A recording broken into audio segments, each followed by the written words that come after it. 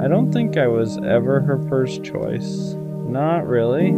At the time I thought I was. She talked to me every day. She laughed at my jokes. She told me things she said she didn't tell anyone else. And when someone gives you that kind of attention, it's easy to believe you're the person they truly want. So I believed it. I believed that when she said she cared, she meant it. I believed that when she chose to spend time with me, it meant I mattered. I believed that whatever we were building was real. But looking back now, there were small signs I ignored, little moments where something didn't fully add up, times where she seemed unsure about us, times where her attention felt divided, times where it felt like she was still searching for something, even while she was with me. At the time, I brushed those moments off, because when you care about someone, you don't want to believe you're just an option. You want to believe you're the decision. So I stayed patient, I stayed loyal, I kept showing up the same way every day. But the truth is, when someone sees you as their first choice, you don't feel uncertain about it. You don't feel like you're competing with invisible possibilities. You don't feel like their attention could shift at any moment. Being someone's first choice feels stable, it feels clear, and what we had wasn't always clear. There were moments where it felt strong, but there were also moments where it felt like I was trying harder to keep the connection alive. Like I was the one holding the weight of something she wasn't fully sure about, and I didn't want to admit that to myself because nobody wants to believe they're someone's second option. But eventually the truth shows itself, not through words, through choices, and one day her choices made something very clear. I wasn't the person she truly wanted, I was the person she stayed with until someone else felt like a better direction. And that realization hurts in a way that's hard to explain, because it doesn't just break your heart, it makes you question every moment that came before it. Once the idea entered my head that I might not have been her first choice, it was impossible to ignore, because suddenly memories started looking different. Moments that once felt normal started carrying a different meaning. I remember the times she hesitated when talking about the future, the times she seemed distracted when we were together, the times where her energy felt slightly distant, even though she was right there in front of me. Back then I didn't question it too much. When you care about someone, you naturally assume the best about them. You assume the connection is mutual. You assume the effort you're putting in is being matched emotionally. But sometimes the truth sits quietly in the background while we convince ourselves everything is fine. And that's what it felt like when I started replaying those memories. Like the signs were always there, but I didn't want to see them. Because nobody wants to believe they're the backup plan. Nobody wants to believe they're the person someone stays with while they're still figuring out what they really want. But when someone truly sees you as their first choice, things feel different. There's clarity, there's certainty. You don't constantly feel like you have to prove why you deserve to be there. You don't feel like their attention might shift if the right opportunity appears. But with her, there were moments where I felt that uncertainty, and I kept pushing it away because admitting it would have meant admitting something painful, that maybe she cared about me, but not in the way I cared about her. And that's a difficult thing to face, because it means the connection wasn't equal. One person was fully invested, the other person was still deciding. And when one person is deciding while the other person is committed, the balance is already off. You're building something with someone who hasn't fully chosen you yet, and eventually that imbalance reveals itself, not through arguments, not through dramatic moments, through decisions, and decisions don't lie. One day, her decision made something very clear to me. I wasn't the person she was always sure about. I was the person she stayed with, while she kept wondering if someone else might be a better choice. When you start realizing you were never someone's first choice, the hardest part isn't the breakup. It's the realization that you were trying to win a place in someone's life that was never fully yours. Because when someone truly chooses you, you don't feel like you're competing with invisible options. You don't feel like their attention could disappear the moment something new shows up. You don't feel like you constantly have to prove why you deserve to be there. But with her, that feeling existed sometimes, not all the time, just enough to quietly sit in the back of my mind. There were moments where everything felt perfect. We talked for hours, we'd laugh like nothing else in the world mattered. And during those moments, I believed completely that I was the person she wanted. But then there were other moments where she seemed unsure, moments where her energy changed, moments where I felt like I was the one holding the connection together. And the strange thing about being someone's second option is this: they can still care about you, they can still enjoy your company, they can still appreciate what you bring into their life, but deep down, there's a part of them that hasn't fully committed, a part of them that's still wondering, still looking, still asking themselves if there's something else out there that fits them better. And that's a painful place to stand in someone's life, because while you're building something real, they're still evaluating it. You're investing, they're deciding, you're certain, they're uncertain, and when one person is certain while the other person is unsure, the outcome is almost always the same. Eventually, the person who was unsure finds a direction that feels clearer to them. And when that happens, the person who was giving everything suddenly realizes something heartbreaking. They were never the final decision. They were the temporary one. The moment I finally accepted that I was never her first choice, everything started making more sense. For the longest time, I thought the problem was something I did wrong. Maybe I didn't say the right things. Maybe I didn't keep things exciting enough. Maybe I should have noticed the distance sooner. Your mind does that when someone walks away. It starts searching for mistakes you could fix. Because if there's a mistake, then maybe there was a way to save it. But the more I thought about it, the more I realized something uncomfortable. I wasn't losing because I failed. I was losing because she was never fully choosing me to begin with. There's a big difference between someone being with you and someone being certain about you. At the time, I thought those were the same thing, but they're not.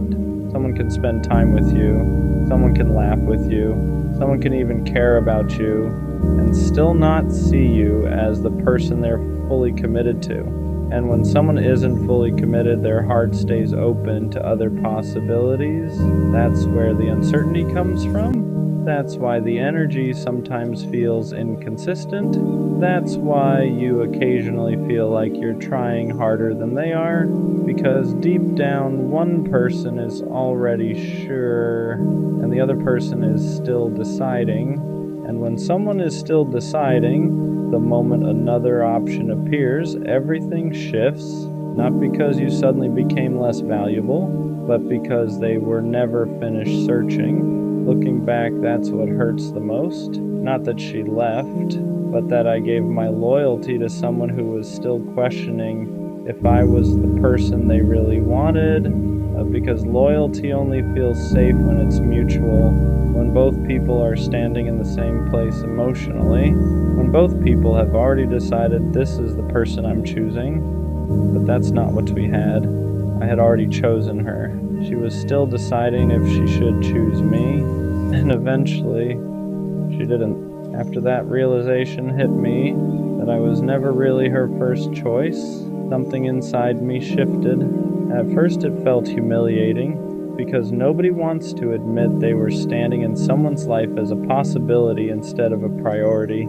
You start thinking about all the effort you gave, all the time you invested, all the patience you showed, all the loyalty you carried for someone who wasn't standing on the same level of certainty. And the painful part is this: while I was building something solid in my mind, she was still deciding whether she wanted to stay.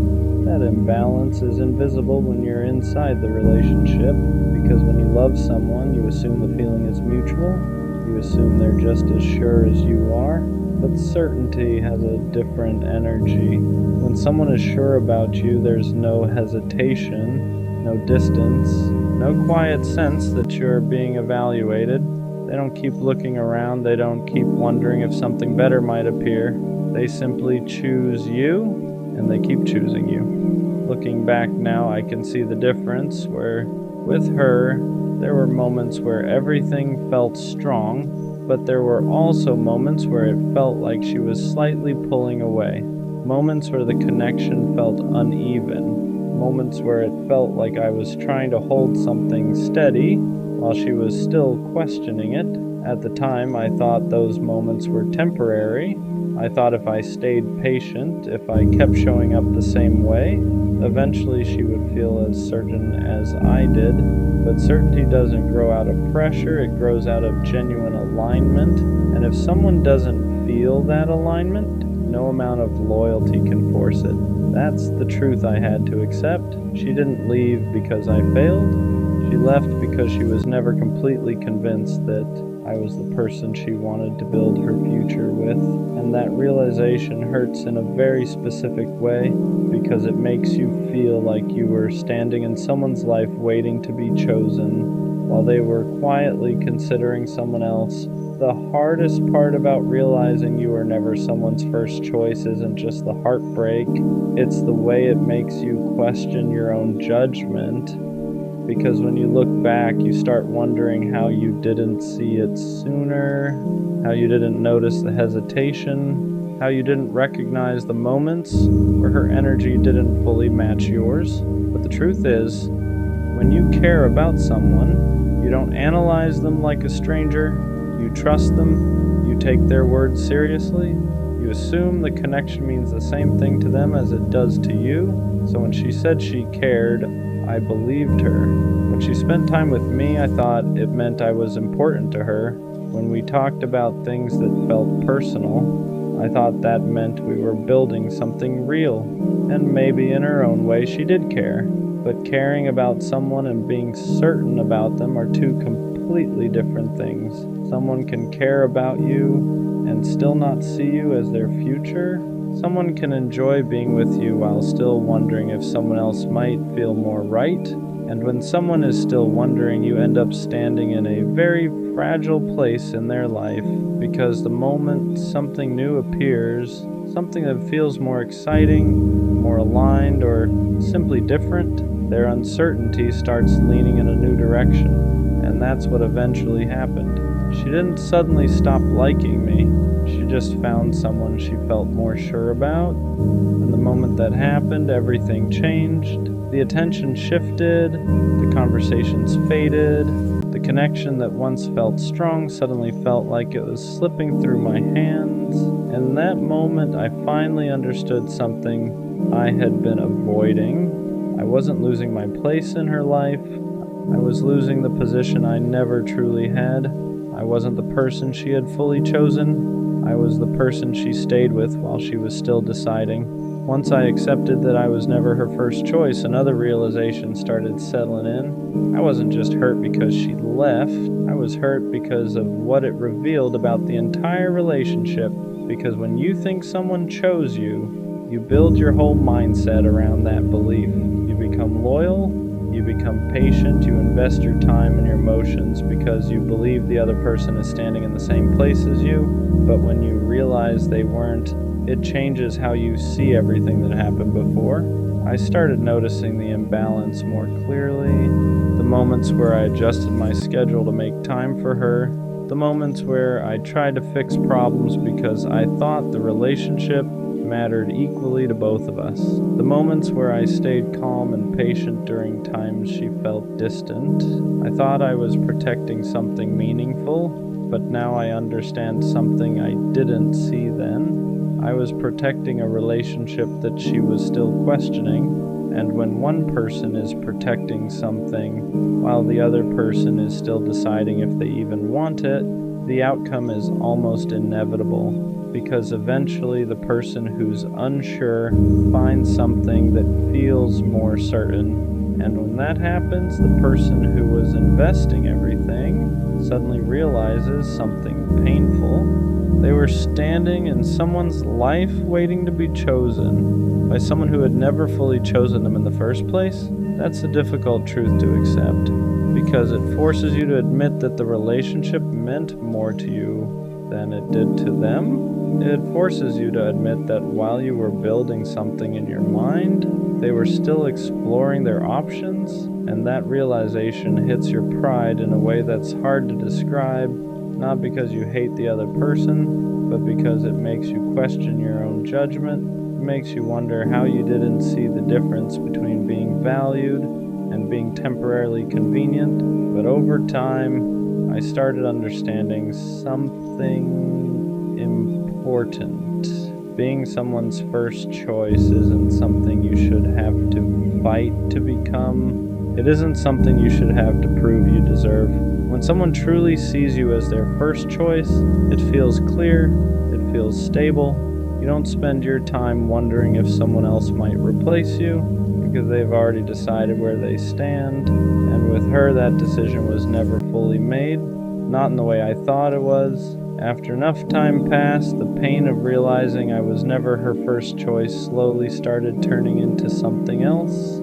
Clarity, because once the emotions settle down, you begin seeing the relationship without the illusion you had while you were inside it. When I was with her, I kept thinking that if I just stayed loyal enough, patient enough, supportive enough, eventually she would see that I was the right person. I thought certainty was something that would grow over time. But real certainty doesn't need to be convinced, it doesn't need to be proven. When someone truly sees you as their first choice, they don't hesitate.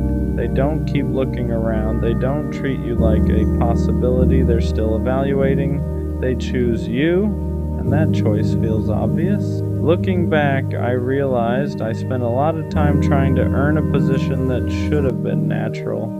Trying harder, showing more patience, giving more understanding whenever things felt off, and at the time I thought that effort meant I was being strong, but now I understand something I didn't see before. You shouldn't have to fight to become someone's first choice. If someone truly values you, you won't feel like you're constantly proving your worth. You won't feel like your place in their life is temporary. You won't feel like their attention could shift the moment something new appears with the right person. That kind of uncertainty doesn't exist, and realizing that changed the way I looked at the whole situation, because for a long time I thought losing her meant I lost something important, but the truth is I lost a position that was never fully secure to begin with. I was trying to build a future with someone who had never fully decided that I was the person they wanted to build it with. And once you see that clearly, the pain starts losing its power, because you realize something important. You didn't lose someone who was fully committed to you. You lost someone who was still searching. Once I finally accepted that I was never her first choice, something unexpected happened. The story in my head started changing.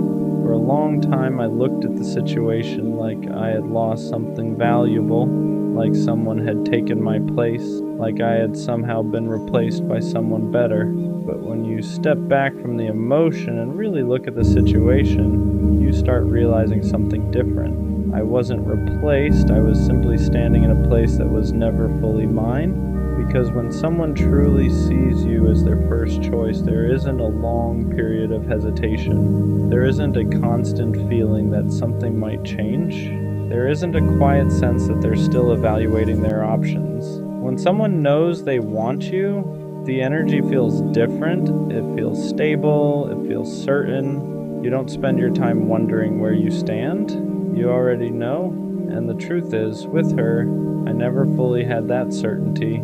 There were moments where it felt strong, moments where the connection felt real, but there were also moments where something felt slightly off, moments where I felt like I was trying harder to hold things together, moments where it felt like she was still deciding how much of herself she wanted to give. At the time, I ignored those feelings, because when you love someone, you want to believe the connection is mutual, you want to believe the effort is balanced, but effort and certainty are two different things. Someone can enjoy what you give them while still being unsure if you're the person they truly want, And when someone is unsure, their heart is still open to other possibilities. That's what eventually happened. She didn't suddenly stop caring about me. She simply found someone she felt more certain about. And once that certainty appeared, my place in her life disappeared.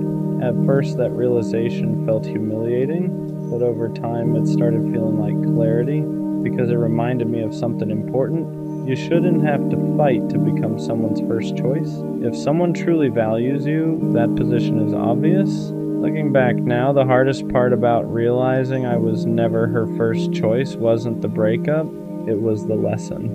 Because it forced me to understand something about relationships that I didn't fully grasp before. Love isn't just about how much you care about someone. It's about whether that care is equally returned. You can be loyal, you can be patient, you can give someone your time, your attention, and your effort. But if the other person hasn't fully chosen you, none of that guarantees they'll stay. And that's a painful truth to learn, but it's also an important one because it changes the way you look at relationships moving forward. It teaches you that being someone's first choice isn't something you should have to earn through constant effort. It should be something they feel naturally, something they decide clearly, something they show through their actions. Because when someone truly chooses you, you won't feel like you're competing with invisible possibilities. You won't feel like their attention could disappear at any moment. You won't feel like you're just temporarily filling a space in their life. You'll feel secure, you'll feel valued, you'll feel chosen, and that's the kind of connection everyone deserves. For a long time I thought realizing I was never her first choice meant I had lost something important, but now I see it differently. What I actually lost was a situation where I was giving my loyalty to someone who had never fully decided they wanted it, and losing that isn't a failure, it's a redirection. Because one day I'll meet someone who doesn't hesitate, someone who doesn't keep looking for alternatives, someone who doesn't treat my presence like something temporary, someone who chooses me without needing time to decide. And when that happens, the difference will be obvious. Because for the first time, I won't feel like I'm trying to become someone's first choice. I'll simply know that I already am. The reason why most relationships don't work is because we leave as soon as things get hard. The moment arguments start happening, the moment communication feels off, the moment it doesn't feel easy anymore, we start telling ourselves, maybe this person isn't for me. Maybe you're in that phase where you and your partner can't stop arguing. Every little thing turns into a problem. Every conversation feels tense, and instead of asking, how do we fix this? You start thinking, why is this even happening? Or maybe both of your lives are just busy right now. Work, school, stress, responsibilities. You barely have time for yourselves, let alone for each other. And instead of seeing that as a rough season, you start seeing it as a sign that the relationship is failing. But the truth is, hardship showing up in a relationship isn't a sign that you should walk away. It's not proof that love isn't there. That's just not what love actually is. You know, when you truly love someone, there are going to be uncomfortable conversations, conversations about boundaries, about things that hurt, about habits that need to change, about things you don't like and things they don't like either. You're going to hear things that don't feel good to hear, and so will they. Love isn't avoiding those moments. Love is being willing to sit in them. Love is choosing to understand instead of running away. It's not always going to be sunshine and happiness. Hopefully most of the time it is, but there will be dips, moments where you both feel misunderstood, moments where you question everything, moments where it feels easier to leave than to stay and try. But love is what you do in those moments. Love is choosing to fight for each other, not against each other. Love is getting through the rainstorm together instead of leaving the moment it starts pouring, because real love isn't about never struggling. It's about believing that the struggle isn't stronger than what you have. And if you can make it through the hard parts, if you can keep choosing each other even when it's uncomfortable, that's when you realize love was never about perfection. It was about commitment. I stayed loyal even when it got hard, even when we were arguing more than laughing, even when my friends were telling me I deserved better, even when I felt unappreciated. I stayed, not because I didn't have options, not because I couldn't walk away, but because when I commit fully. Loyalty isn't something I switch on and off depending on how I feel that week. It's a decision, and I made it. I ignored distractions, I curved attention, I I shut down conversations that crossed boundaries, not because I was scared of getting caught, but because I respected what we had. So when I found out she didn't stay loyal, it didn't just hurt, it confused me. Because how do two people sit in the same relationship and value it completely differently? The part that messed with me wasn't just the betrayal, it was a realization that while I was protecting us, she was exploring her options. While I was defending her name in rooms she wasn't in, she was entertaining someone else's attention. While I was shutting down temptation quietly, she was responding to it.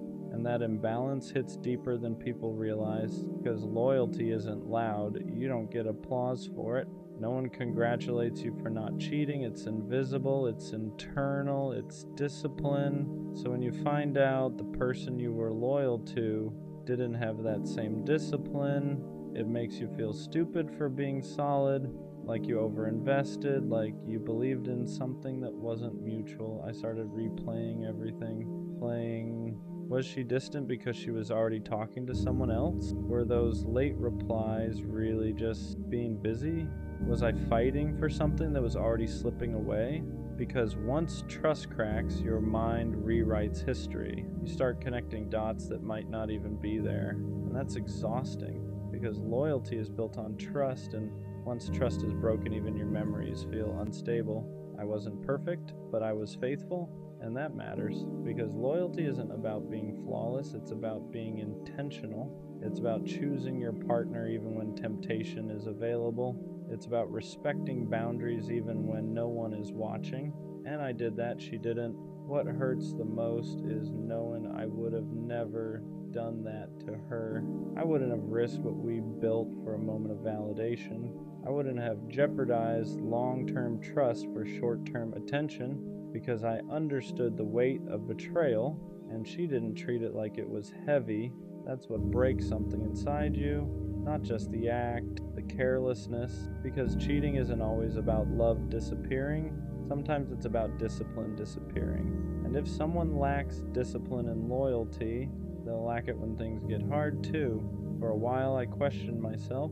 Was I too available, too forgiving, too trusting? Did my loyalty make me predictable? Because when you get betrayed, your brain tries to find ways to avoid feeling powerless again. But here's the truth. My loyalty wasn't weakness, it was character.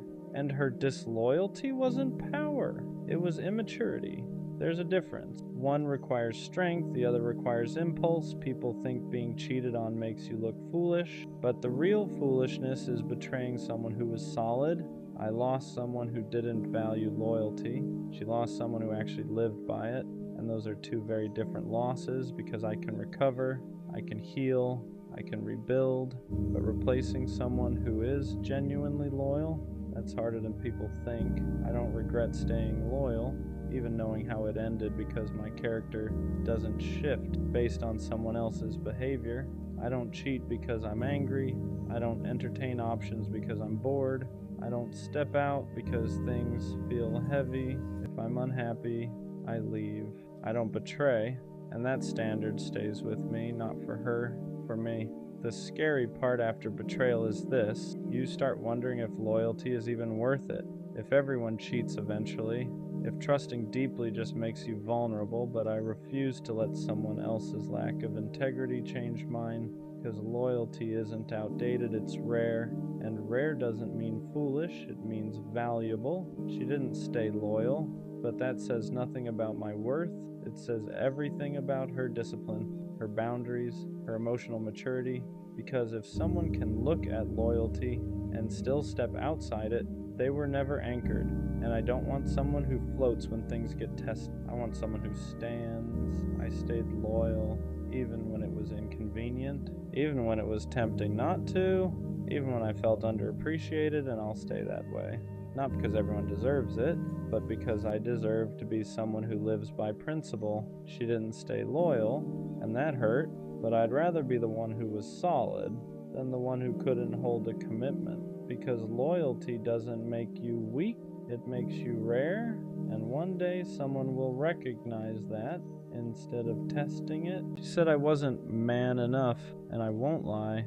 That one stuck, not because I believe it, but because when someone you love questions your masculinity, it hits somewhere deeper than regular criticism. It's not just about behavior, it's identity. It's everything you thought you were doing right suddenly being reframed as weakness. What does man enough even mean? Because I showed up, I communicated, I stayed loyal, I tried to fix things instead of run from them. But apparently that wasn't enough. Apparently being calm instead of aggressive was a problem. Apparently wanting to talk things through instead of shutting down made me soft. Apparently expressing emotion made me less of a man. And that's when I realized something dangerous. Some people confuse masculinity with dominance. They confuse emotional control with emotional absence. They confuse stability with weakness. And if that's the definition she was using, then maybe I was never supposed to fit it. But still, when she said it, it made me question myself. Because no matter how confident you are, words like that linger. They make you replay moments. They make you wonder if you should have been tougher, colder, less available, less understanding. And that's how toxic standards start reshaping you quietly.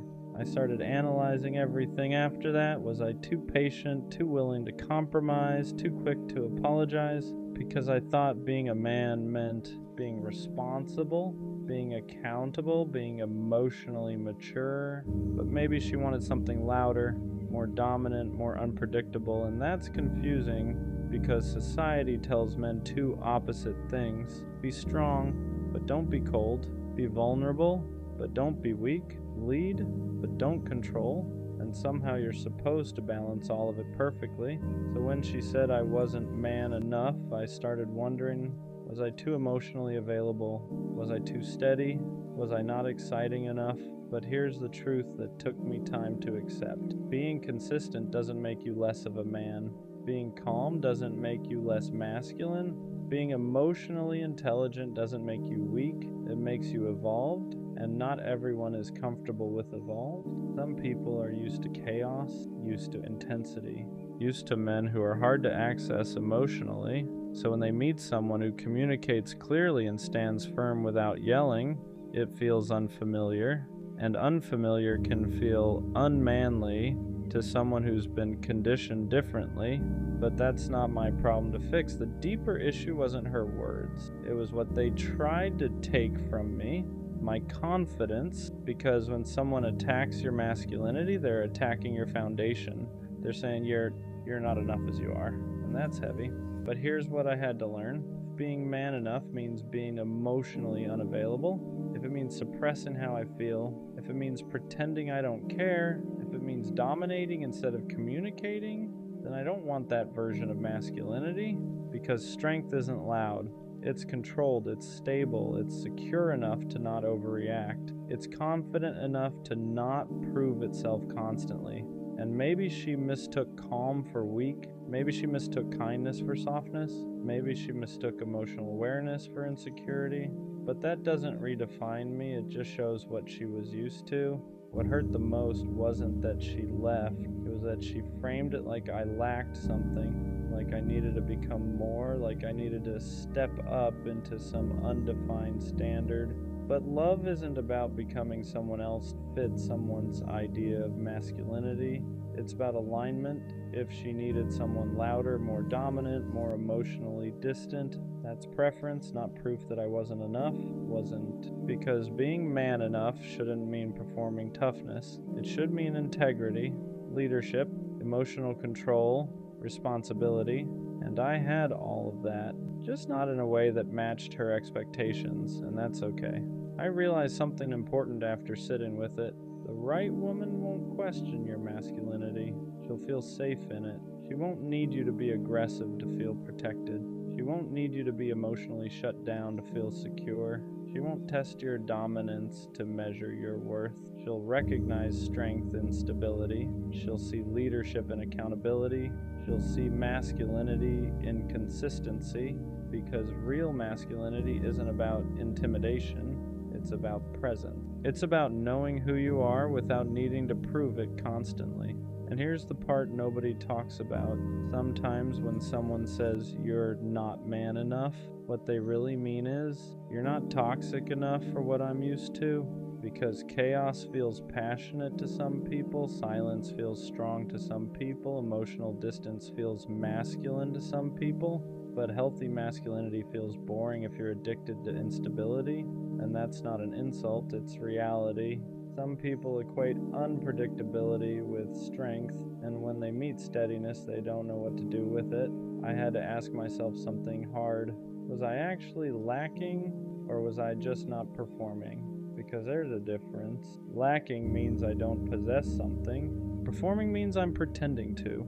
And I refuse to perform masculinity for approval. I refuse to become colder just to seem stronger.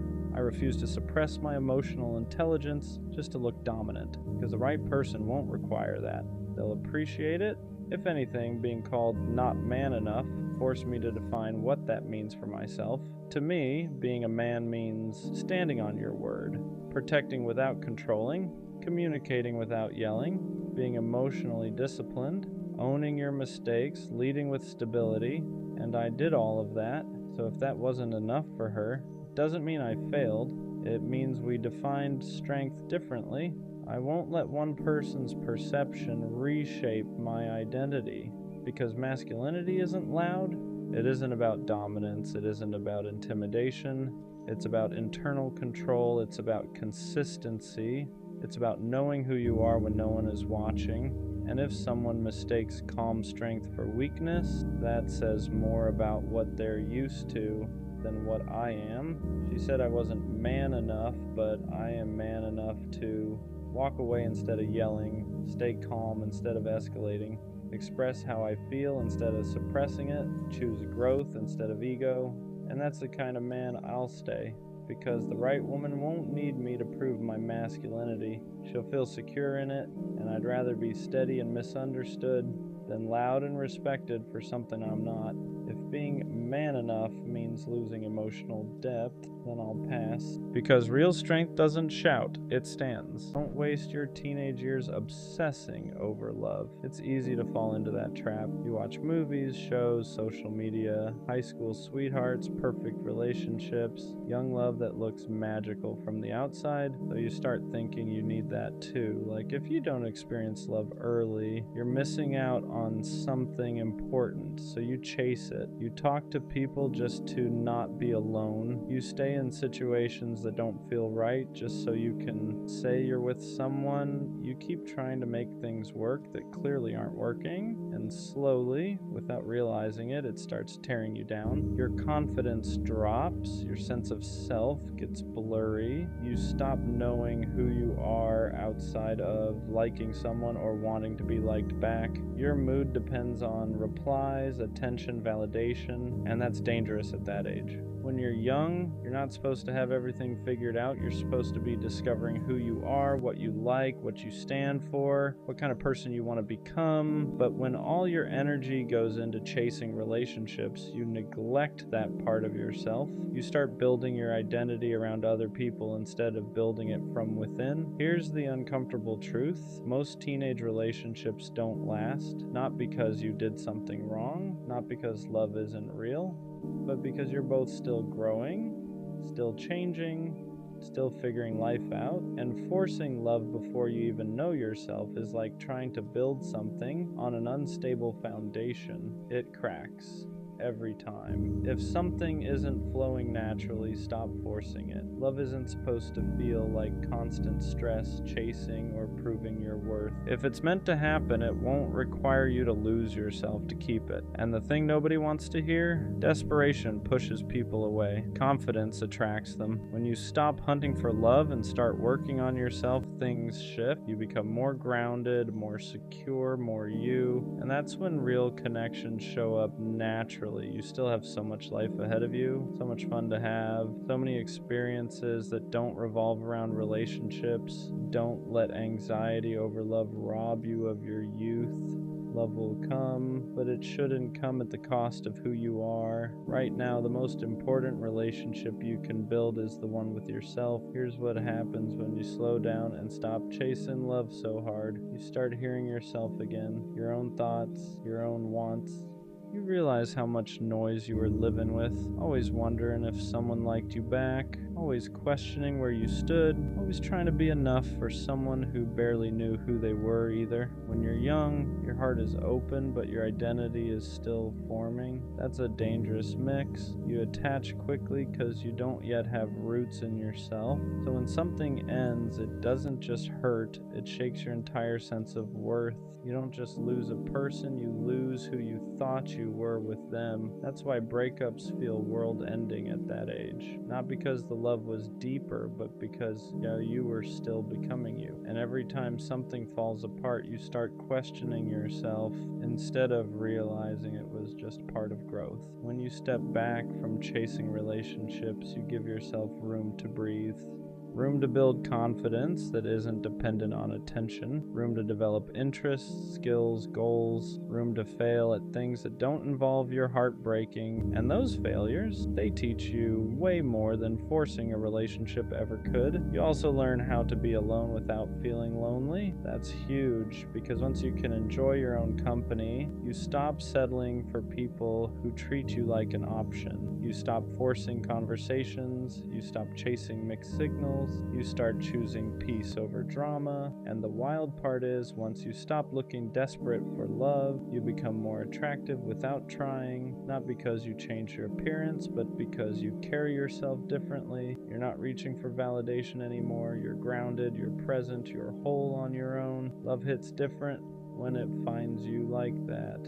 When it comes from alignment instead of need, when it adds to your life instead of becoming your life. So don't rush it, don't force it, don't let relationships define you before you even know yourself. There's no prize for loving early, but there is power in loving wisely. Here's what happens when you slow down and stop chasing love so hard. You start hearing yourself again, your own thoughts, your own wants. You realize how much noise you were living with, always wondering if someone liked you back, always questioning where you stood, always trying to be enough for someone who barely knew who they were either. When you're young, your heart is open, but your identity is still forming. That's a dangerous mix. You attach quickly because you don't yet have roots in yourself. So when something ends, it doesn't just hurt, it shakes your entire sense of worth. You don't just lose a person, you lose who you thought you were with them. That's why breakups feel world-ending at that age. Not because the love was deeper, but because you were still becoming you. And every time something falls apart, you start questioning yourself instead of realizing it was just part of growth. When you step back from chasing relationships, you give yourself room to breathe, room to build confidence that isn't dependent on attention, room to develop interests, skills, goals, room to fail at things that don't involve your heart breaking, and those failures, they teach you way more than forcing a relationship ever could. You also learn how to be alone without feeling lonely. That's huge, because once you can enjoy your own company, you stop settling for people who treat you like an option, you stop forcing conversations, you stop chasing mixed signals, you start choosing peace over drama. And the wild part is, once you stop looking desperate for love, you become more attractive without trying, not because you changed your appearance, but because you carry yourself differently. You're not reaching for validation anymore. You're grounded, you're present, you're whole on your own.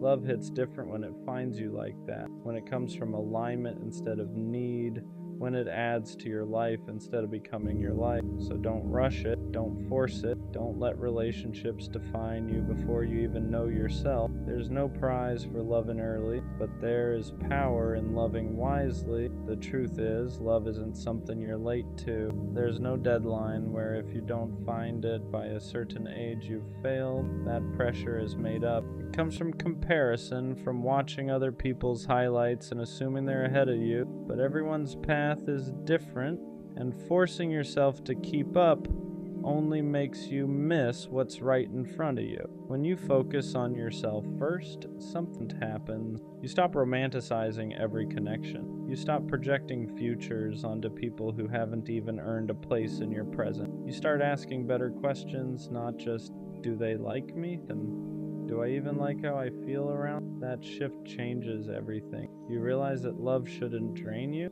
It shouldn't make you anxious all the time. It shouldn't make you abandon your goals, your friendships, or your sense of direction. Real love fits into your life, it doesn't consume it. And you can't recognize that until you've spent time building a life you actually care about. This is also when you learn patience. Not the kind where you wait around hoping someone chooses you, but the kind where you trust that what's meant for you won't require you to chase it down. You stop running toward people and start walking toward yourself. And ironically, that's when people start noticing you more. Because confidence isn't loud. It's calm. It's knowing you're okay whether someone stays or goes. It's choosing people who choose you back without hesitation. And that kind of energy doesn't come from trying to be loved. It comes from being at peace with who you are. So don't rush love. Don't let loneliness make your decisions. Don't let movies or social media convince you you're behind. You're not behind. You're building. And when love does show up, real love, you'll be ready for it, not desperate for it. One day you'll look back and realize how important this time was. Not because of who you dated or didn't date, but because of who you became when no one was choosing you romantically. These are the years where you learn discipline, where you learn how to sit with discomfort instead of running to someone to distract you from it, where you learn how to build something that lasts longer than a temporary connection. When you stop making love the center of your world, you start seeing everything else clearly. Your friendships get stronger, your goals feel more meaningful, your confidence comes from progress, not attention, and you realize how dangerous it is to let someone else be the source of your happiness before you even know how to create it yourself. This is also when you start setting standards instead of expectations. Expectations are hoping someone becomes what you want. Standards are knowing what you will and won't accept. And standards only come from self-respect. You don't develop that by chasing validation. You develop it by choosing yourself consistently. There's a version of you that exists when you're not worried about being loved. That version is focused, curious, hungry for growth. That version doesn't beg to be chosen because he knows his value isn't determined by who stays. And that's the version of you that real love is actually drawn to. So let love be something that complements your life, not something that defines. Let relationships come from alignment, not loneliness. And trust that when the timing is right, when you're solid in who you are, love won't feel like something you have to chase. It'll feel like something that finally makes sense. You're not missing out, you're preparing. What people don't talk about enough is how much damage comes from learning love the wrong way too early. When you grow up thinking love is supposed to be chaotic, unstable, and uncertain, you carry that blueprint into adulthood. You start associating butterflies with anxiety. You mistake emotional inconsistency for passion, and you end up chasing people who mirror the same confusion you never heal. That's why taking time for yourself isn't selfish. It's preventative. It teaches you how to recognize healthy connection when it finally appears, because healthy love doesn't keep you guessing. It doesn't make you question your worth. It doesn't feel like you're constantly auditioning to be chosen. When you build yourself first, you stop trying to earn love. You expect it to be mutual. You expect effort to be consistent. You expect respect to be automatic. And if it's not there, you walk away without turning it into a personal failure. You also learn how to love without losing yourself. You keep your routines, your goals, your sense of direction. Love becomes something that adds warmth to your life, not something that replaces, and that balance is something you can only learn when you've spent time standing on your own. The biggest mistake isn't being alone when you're young. The mistake is tying your self-worth to relationships before you understand who you are without. You don't need someone to complete you. You need to complete yourself enough that love becomes a choice, not a necessity. So let yourself grow. Let yourself evolve without pressure. Let love meet you when you're ready to share your life, not escape, because the strongest love stories don't start with desperation. They start with self-respect. Eventually, you reach a point where you realize how quiet confidence actually feels.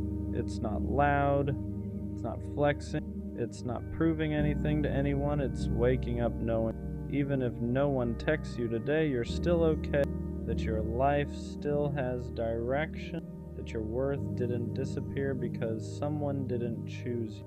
That's the version of you love is meant to meet. When you're young, it's easy to think love will save you, that once you find the right person, everything else will fall into place. But real growth teaches you the opposite. You build the life first, you build stability, purpose, discipline, and self-respect. And then love fits into that life naturally, instead of becoming the thing you rely on to feel whole. This is why rushing relationships too early can stunt you. You start making decisions based on fear of losing someone instead of what's best for your future. You compromise your goals. You stay small to keep someone comfortable, and you don't even realize it's happening until you look back and feel behind. Taking time for yourself isn't missing. It's an investment. Every day you spend learning who you are, strengthening your mind, improving your habits, and building something meaningful is setting you up for a healthier connection later. One where love doesn't feel like pressure, but partnership. And when that love finally comes, you won't feel like you're holding your breath. You won't feel anxious or unsure. You'll feel steady, chosen, at peace. That's how you'll know you didn't rush. One day, love will find you when you're not looking for it. Not because you gave up on it, but because you stopped needing it to validate you. You'll meet someone when you're comfortable in your own skin, when your life already has meaning, and when you're not trying to fill a void with another person. And when that happens, it won't feel like chaos. It won't feel like chasing or guessing or proving. It'll feel natural, balanced, safe, like two people choosing each other, not out of loneliness, but out of intention. You'll be glad you didn't rush. You'll be grateful for the nights you spent alone building yourself instead of forcing something that would have only distracted. You'll realize that the love you were searching for externally was something you were always meant to cultivate internally first. So if you're young and feeling behind, if you're single and feeling pressured, breathe. If you're watching everyone else pair up and wondering when it'll be your turn, trust the timing. Love isn't a race, and your life isn't measured by who you dated in your teens. Protect your peace, build your... Enjoy being young. The rest will... I'm romantic. I believe in effort, in choosing someone daily, in love that feels intentional, not accidental. But I'm not naive anymore. I don't confuse chemistry with commitment. I don't mistake words for consistency. I don't fall in love with potential and ignore reality to protect the fantasy. That version of me is gone. Being romantic doesn't mean I overlook red flags. It doesn't mean I excuse disrespect. It doesn't mean I stay just because I feel deeply. It means I love with awareness now. I still want connection, still want intimacy, still want something real, but I'm no longer willing to sacrifice my peace just to keep a feeling alive. I know the difference now between someone who feels good and someone who is good for me. I know the difference between affection and effort, between attention and intention, and I don't chase illusions anymore. I won't romanticize someone who can't show up consistently. I won't soften the truth to protect a story I wanted to believe in. I can be tender and still have boundaries, hopeful and still realistic. Romantic doesn't mean blind. It means I care deeply, but I pay attention. And this time I don't fall in love at the expense of myself. I used to think being romantic meant enduring, staying longer than I should, giving the benefit of the doubt even when doubt was all I felt, believing that love meant patience no matter the cost. That's where it went wrong. I mistook tolerance for depth. I confused hope with commitment. I kept softening my boundaries to protect a version of love that wasn't protecting me. That wasn't romance, that was self-abandonment. Being romantic doesn't mean I ignore patterns. It doesn't mean I wait for someone to become who they promise to be. It means I listen when actions contradict words. It means I leave when effort fades. It means I don't negotiate respect just to keep a connection alive. I still believe in love that's big, in feelings that are deep, in choosing someone with intention. But now, romance has standards. I won't pour into uncertainty. I won't romanticize inconsistency. I won't stay where I feel anxious and call it passion. Romantic love should feel safe enough to be honest, stable enough to be real, mutual enough to last, and if it isn't, I don't try to fix it anymore. Because I can be romantic without being reckless with my heart. Being romantic but not naive changes how you choose people from the very beginning. You don't rush connection anymore. You don't get swept up by intensity. You don't confuse attention with alignment. You let things unfold. You watch how someone shows up when it's inconvenient, how they communicate when things are unclear, how they act when they don't get their way. Because attraction is easy, consistency is not. You stop falling for the idea of someone and start paying attention to how they actually treat you. Do they follow through? Do they respect your time? Do they show curiosity about your inner world? Or just enjoy how you make them feel? Being romantic doesn't mean you stop feeling sparks. It means sparks aren't enough anymore. You want safety with the spark, effort with the chemistry, clarity with the feelings, so you slow down, not because you're scared, but because you value yourself too much to rush into something unproven. You let people reveal who they are without trying to fill in the gaps for them. And if something feels off, you don't romanticize it. You listen, because the right connection won't need you to ignore yourself to keep it alive. Being romantic without being naive means I still believe in love. I just don't chase it blindly anymore. I don't force connections. I don't convince people to choose me. I don't stay where effort feels one-sided and call it patience. I let love meet me where I am. If someone wants me, I won't have to guess. If someone cares, I won't have to ask repeatedly. If something is real, it won't require me to ignore my instincts. I still believe in late-night talks, in choosing each other, in building something meaningful, but I don't sacrifice clarity for intensity anymore. I've learned that love isn't proven by how much you're willing to endure. It's proven by how safe you feel being yourself without shrinking, performing, or waiting. So now I don't rush toward feelings just because they're strong. I let actions catch up to words. I let time reveal truth. I let consistency do the convincing. And if someone can't meet me there, I don't make it mean love is dead. I just understand that not every connection is meant to last. I can still be soft, still hopeful, still romantic. I'm just no longer willing to lose myself for the sake of a feeling. Being romantic, not naive, changed what I tolerate. I don't excuse inconsistency anymore. I don't sit with confusion and call it giving things time. I don't ignore the feeling that something is off just because I want it to work. Before, I'd stay and explain. I'd adjust. I'd wait. Now, I observe.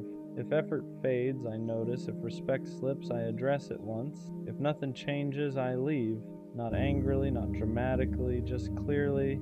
I don't feel guilty walking away from things that don't align anymore, because walking away isn't punishment, it's protection. I used to think romance meant holding on. Now I know it also means knowing when to let go. I still care deeply, still feel intensely, still believe in choosing someone with intention, but I won't romanticize potential at the expense of reality. I won't stay where I feel anxious, unseen, or unsure of my place. Romance without boundaries is just hope with no direction. And now, my heart has standards, not walls, standards. Being romantic and grounded makes love feel quieter than I expected. There's no chaos, no guessing games, no emotional roller coaster disguised as passion. And at first that felt strange. I was used to intensity proving something, used to anxiety meaning I cared, used to confusion keeping me invested. But that wasn't depth, that was instability. Now, romance feels calm. It looks like consistency. It sounds like clear communication. It feels like not having to overthink where I stand. There's still excitement. It's just not fueled by uncertainty. I don't need constant reassurance anymore. I don't need dramatic gesture to feel chosen. I don't need to be chased to feel wanted. Because when something is real, it doesn't keep you on edge. Being romantic doesn't mean I crave fireworks every moment. It means I value safety with the spark, peace with the passion, connection that doesn't cost me my balance. And the biggest shift, I don't mistake calm for boredom anymore. I understand now that love doesn't have to be loud to be meaningful. Sometimes the most romantic thing is feeling secure enough to just be yourself. Being romantic, not naive, changed how I communicate my needs. I don't hint anymore. I don't water things down to avoid being too much. I don't stay silent hoping someone will just figure it out. I say what I need, not aggressively, not defensively, just honestly, because needing clarity isn't pressure. Needing consistency isn't insecurity. Needing effort isn't asking for the world, it's asking for alignment. Before, I was scared that speaking up would push people away, that if I asked for more, I'd lose what I had. Now I understand something important. If honesty scares someone off, they were never meant to stay. I don't over-explain myself anymore. I don't apologize for having standards. I don't negotiate my needs to make someone comfortable. Romance doesn't mean silence. It means trusting that the right person won't feel threatened by clear communication. They won't call it drama. They won't call it too much. They won't make you feel guilty for wanting to feel secure. They'll listen, they'll respond, they'll meet you where you are. And if they don't, I don't take it personally, because being romantic, not naive, means I'd rather be understood slowly than misunderstood forever. Being romantic with boundaries filters people out quietly. You don't have to test anyone, you don't have to interrogate intentions, you don't have to force clarity. You just stay consistent with who you are, you show up honestly, you communicate clearly. You don't overgive to keep someone interested, and that alone does the work. People who only wanted attention get bored. People who thrived on ambiguity get uncomfortable. People who wanted access without effort slowly fade, and you let them, not because you stopped caring, but because you stopped chasing. Being romantic, not naive, means you don't audition for love anymore. You don't prove your worth. You don't compete for consistency. You don't bend yourself to be easier to choose. You let people meet you where you stand, and the ones who can't, they remove themselves. That used to scare you. Now it reassures you, because the right connection won't need you to lower your standards to keep it alive. It will rise to meet them. And the most romantic thing about that, you don't have to lose yourself to find love anymore. I still believe in love. That part never left. What changed is who I trust first. I believe in myself now. I trust my intuition when something feels off. I trust my boundaries when they need to be held. I trust my heart without handing it over blindly. Before, I believed love required risk at any cost, that you had to jump first and hope someone caught you. Now I know better. Real love doesn't ask you to abandon yourself. It doesn't punish you for being honest. It doesn't require you to doubt your worth to keep it alive. Being romantic, not naive, means I still dream. I just don't disappear into the dream. I don't ignore red flags to protect the fantasy. I don't silence my needs to keep someone comfortable. I don't romanticize suffering and call it devotion. I let love add to my life, not destabilize it. And the biggest shift of all, I don't fear losing love anymore the way I used to, because I know I won't lose myself trying to keep it. That confidence didn't come from love finding me. It came from me finally standing with myself. Being romantic, not naive, means I didn't lose my softness. I refined it. I still believe in love that's intentional, in effort that's mutual, in choosing someone without hesitation or games, but I no longer confuse love with endurance. I won't stay where I feel uncertain. I won't fight for clarity. I won't romanticize someone's potential while ignoring how they treat me now. Romance isn't blind faith anymore. It's awareness. It's knowing that feelings matter, but actions matter more. That chemistry is exciting, but consistency is what lasts. That love shouldn't cost you your peace, your voice, or yourself. I still want something real. I still want depth. I still want connection that feels meaningful. I just won't abandon myself to get it.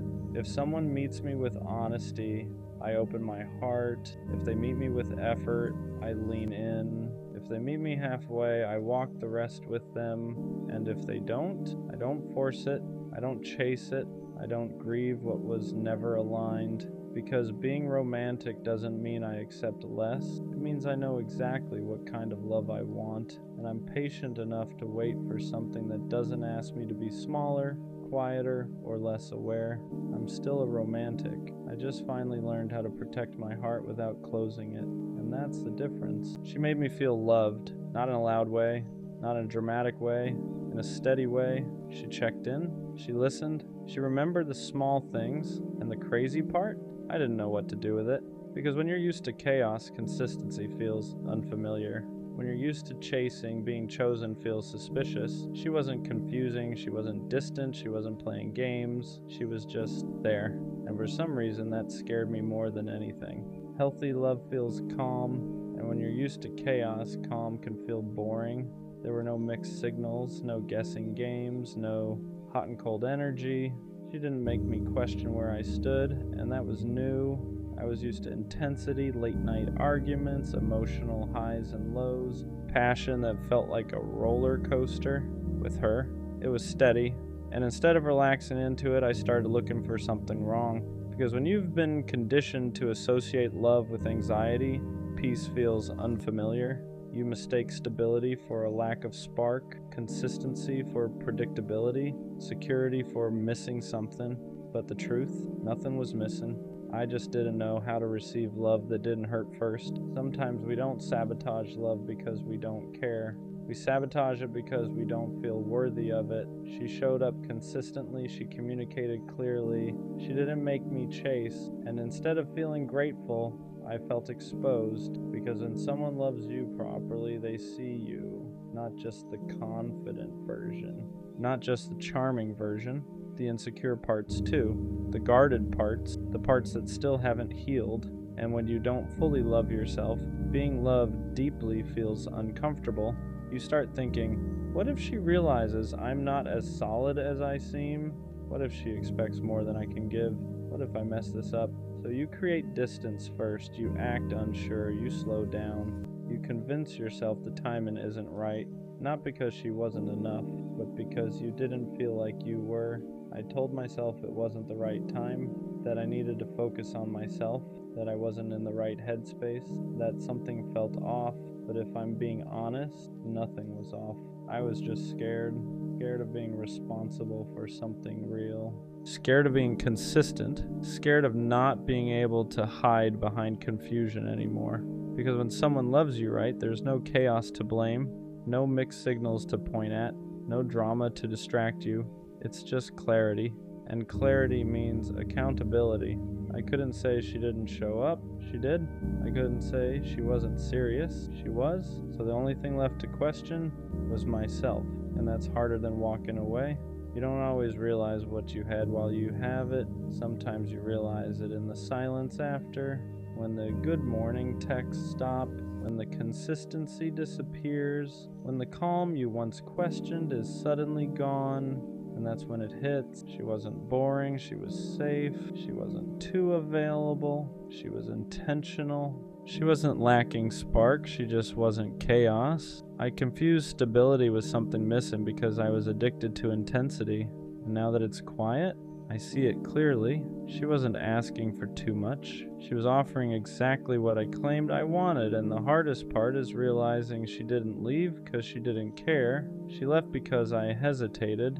Growth doesn't always happen while you're in something good. Sometimes it happens after you lose it, after the silence, after the distance, after you sit alone with no one to blame but yourself. That's when reflection hits differently.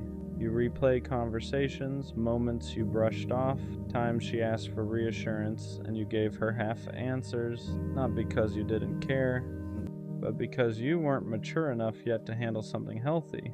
And the painful part, you finally become the version of yourself that she needed, clearer, more emotionally aware, more ready, but she's not there anymore. And that's the lesson. Sometimes the right person meets you at the wrong version of yourself, and losing them is what forces you to grow. Now the question is different. Do I reach back out, or do I let her have the peace I couldn't give her before because missing someone isn't the same as being ready for them? Regret can feel like growth, loneliness can feel like clarity, but are you actually different, or do you just miss how she made you feel? That's the part nobody talks about. It's easy to want someone back when you finally understand their value. It's harder to admit you might still not be the version they deserve. Reaching out isn't about easing your guilt. It's about being certain you won't repeat the same pattern. Because if she loved you right once, she deserves someone who can love her right back. And if that's finally you, then show up differently. If it's not, let her be loved properly by someone who was ready the first time. Being ready isn't about having your life perfect. It's about emotional responsibility.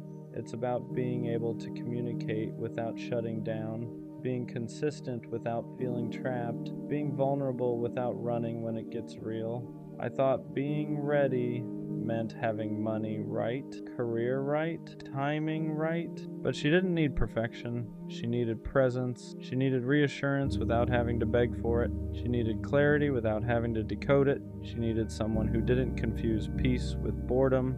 And the truth, I wasn't emotionally disciplined enough. I like being loved, but I wasn't ready to love back at the same level. And that's the difference. Being ready means you don't just enjoy the love, you reciprocate it fully. Was losing her a mistake, or was it a lesson I had to learn the hard way? At first it felt like a mistake, like I let something rare slip through my hands, like I fumbled the one person who actually showed up right. But the more I sat with it, the more I realized something. If I wasn't ready, I would have hurt her eventually. Not intentionally, not maliciously, but through inconsistency, through hesitation, through emotional immaturity. And she didn't deserve that. Sometimes the loss isn't punishment, it's preparation. Preparation to become the version of yourself who doesn't run from healthy love, who doesn't confuse peace with boredom, who doesn't sabotage stability. Maybe she wasn't meant to stay forever. Maybe she was meant to show me what real love looks like, so I'd stop settling for less and stop being less. And that doesn't erase the regret, but it gives it meaning. Will she ever know how much she meant to me? Probably not in the way she deserved, because when she was loving me out loud, I was loving her quietly. When she was certain, I was unsure. When she was present, I was half in. And now that I finally understand her value, it's in hindsight. But here's what I do know. She raised my standard, not just for what I want, but for who I need to be. She showed me that love doesn't have to be chaotic to be real, that consistency isn't boring, that reassurance isn't weakness, that stability is rare, and maybe she'll never know how much she changed me. Maybe she'll never know that losing her is what forced me to grow.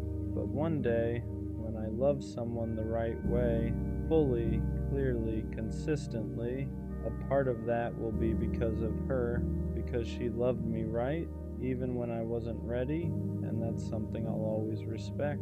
The worst pain is falling for someone who isn't ready, because it's not rejection, it's confusion. They don't push you away, but they don't pull you close enough either. You end up stuck in this space where everything feels almost real, almost mutual, almost love. They'll hold you like they mean it one day and act like they never felt a thing the next. It's like loving someone who keeps their heart behind a door they're too scared to unlock, but too scared to shut completely. And you can feel it, the way they care, the way they soften around you, the way their voice changes when they say your name. There's something there, you know it, they know it, but every time it grows, they panic, they retreat, they shut down, they build walls around feelings you never asked them to confess, and it hurts more than a clean heartbreak ever could, because at least rejection gives you clarity, a yes or a no, but this gives you hope, tiny moments, small kindnesses, late night conversations that make you think you might be the exception. So you stay, you try to love them gently, carefully, without stepping on the landmines of their past. You try to be patient, you try to be safe, you try to prove you won't hurt them the way someone else did. But the truth is, no matter how good you are, you can't love someone into being ready. Readiness isn't something you can inspire. It's something they have to choose. And people who aren't ready will love you in pieces. The soft parts, the lonely parts, the parts they're comfortable giving away. But never enough to build a future with. Never enough to meet you where you stand. And that's the part that breaks you. Not losing them, but losing the version of you that believed patience would make them stay.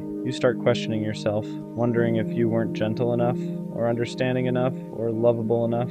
But you were. You just offered a full heart to someone who only knew how to give half.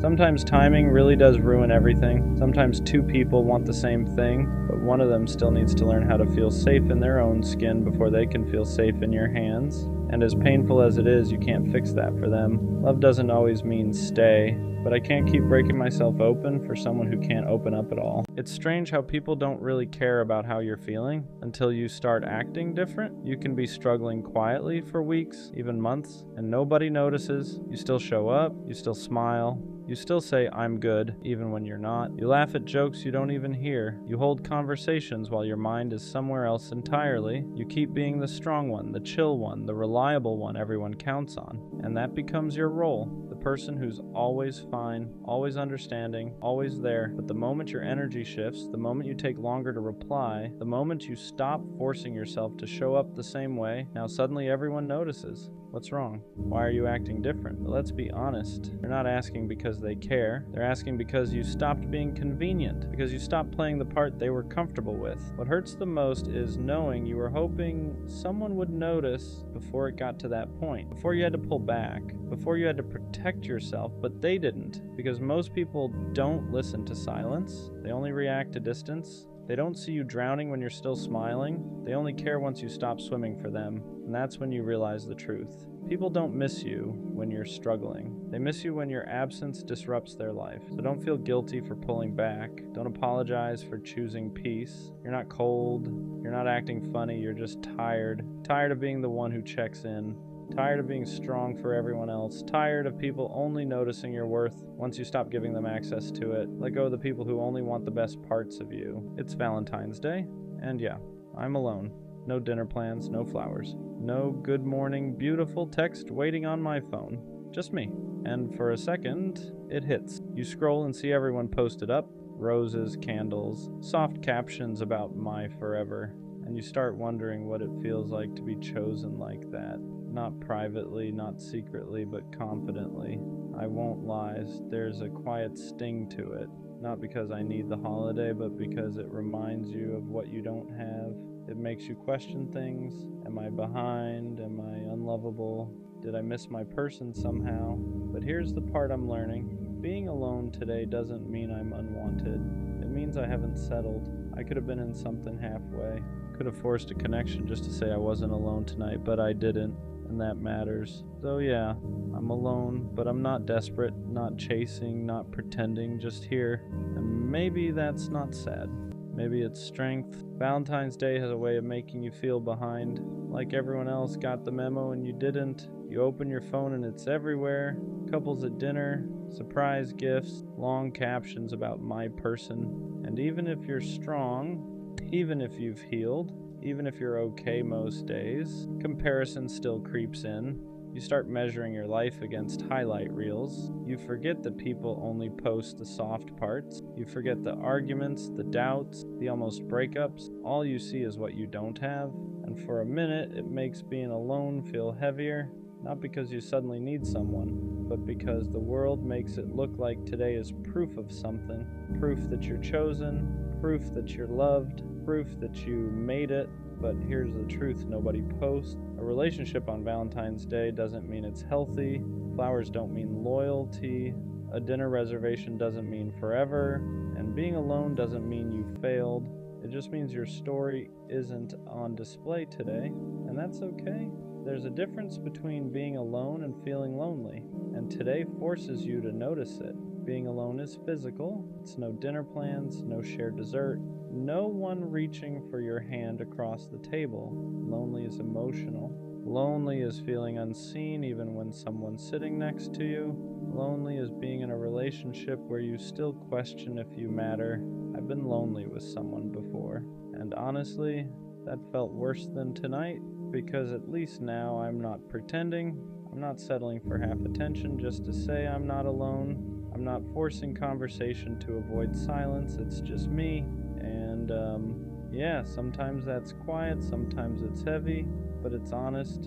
There's no confusion here, no mixed signals, no wondering where I stand. So maybe being alone today isn't the loss I thought it was. Maybe it's just space for something real instead of something convenient. Let's be real. There's always that moment where you think about texting someone, not because you miss them, not because you want them back, but because you don't want to feel alone tonight. You scroll, you hover over a name, you think, it's just a harmless message, just a hey, just what are you up to? Just something to fill the silence. And for a second, your pride and your loneliness argue, because attention is easy to get. Connection isn't. You could text the almost, the ex, the person who only shows up when it's convenient, and maybe they'd respond. Maybe they'd even make you feel wanted for a few hours. But tomorrow, you'd wake up right back in the same place, because you didn't want them, you wanted distraction. And there's a difference. So instead of reaching for temporary comfort, you sit with the quiet. You choose not to reopen doors that were closed for a reason. You choose not to trade peace for short-term validation. And that choice, that's growth. Being alone tonight doesn't mean you're desperate. It means you're disciplined. There was a time this day would have broken me. I would have taken it personally, like it was proof that I wasn't enough. I would have blamed myself, wondered what I needed to fix, compared my timeline to everyone else's like love was some kind of race. But it doesn't hit like that anymore because I understand something now. Being single on Valentine's Day isn't a reflection of my worth, it's a reflection of my standards. I could have rushed into something, ignored red flags, stayed with someone who didn't choose me fully just so I wouldn't be alone today. But I didn't, and that's growth. This day doesn't control my value. It doesn't define my desirability. It doesn't measure my future. It's just a date on a calendar. And yeah, sometimes it still stings a little, but it doesn't shake me, because I'd rather spend one day alone than spend months with someone who makes me feel unseen. And that shift, that's peace. Spending Valentine's Day alone actually teaches you something. You learn who you are without someone validating you. There's no us to hide behind, no relationship status to lean on, no public display to prove you're wanted. It's just you, and that can feel exposing. Because when the noise dies down, you're left with your own thoughts. You start asking yourself, am I really okay? Am I lonely or just uncomfortable?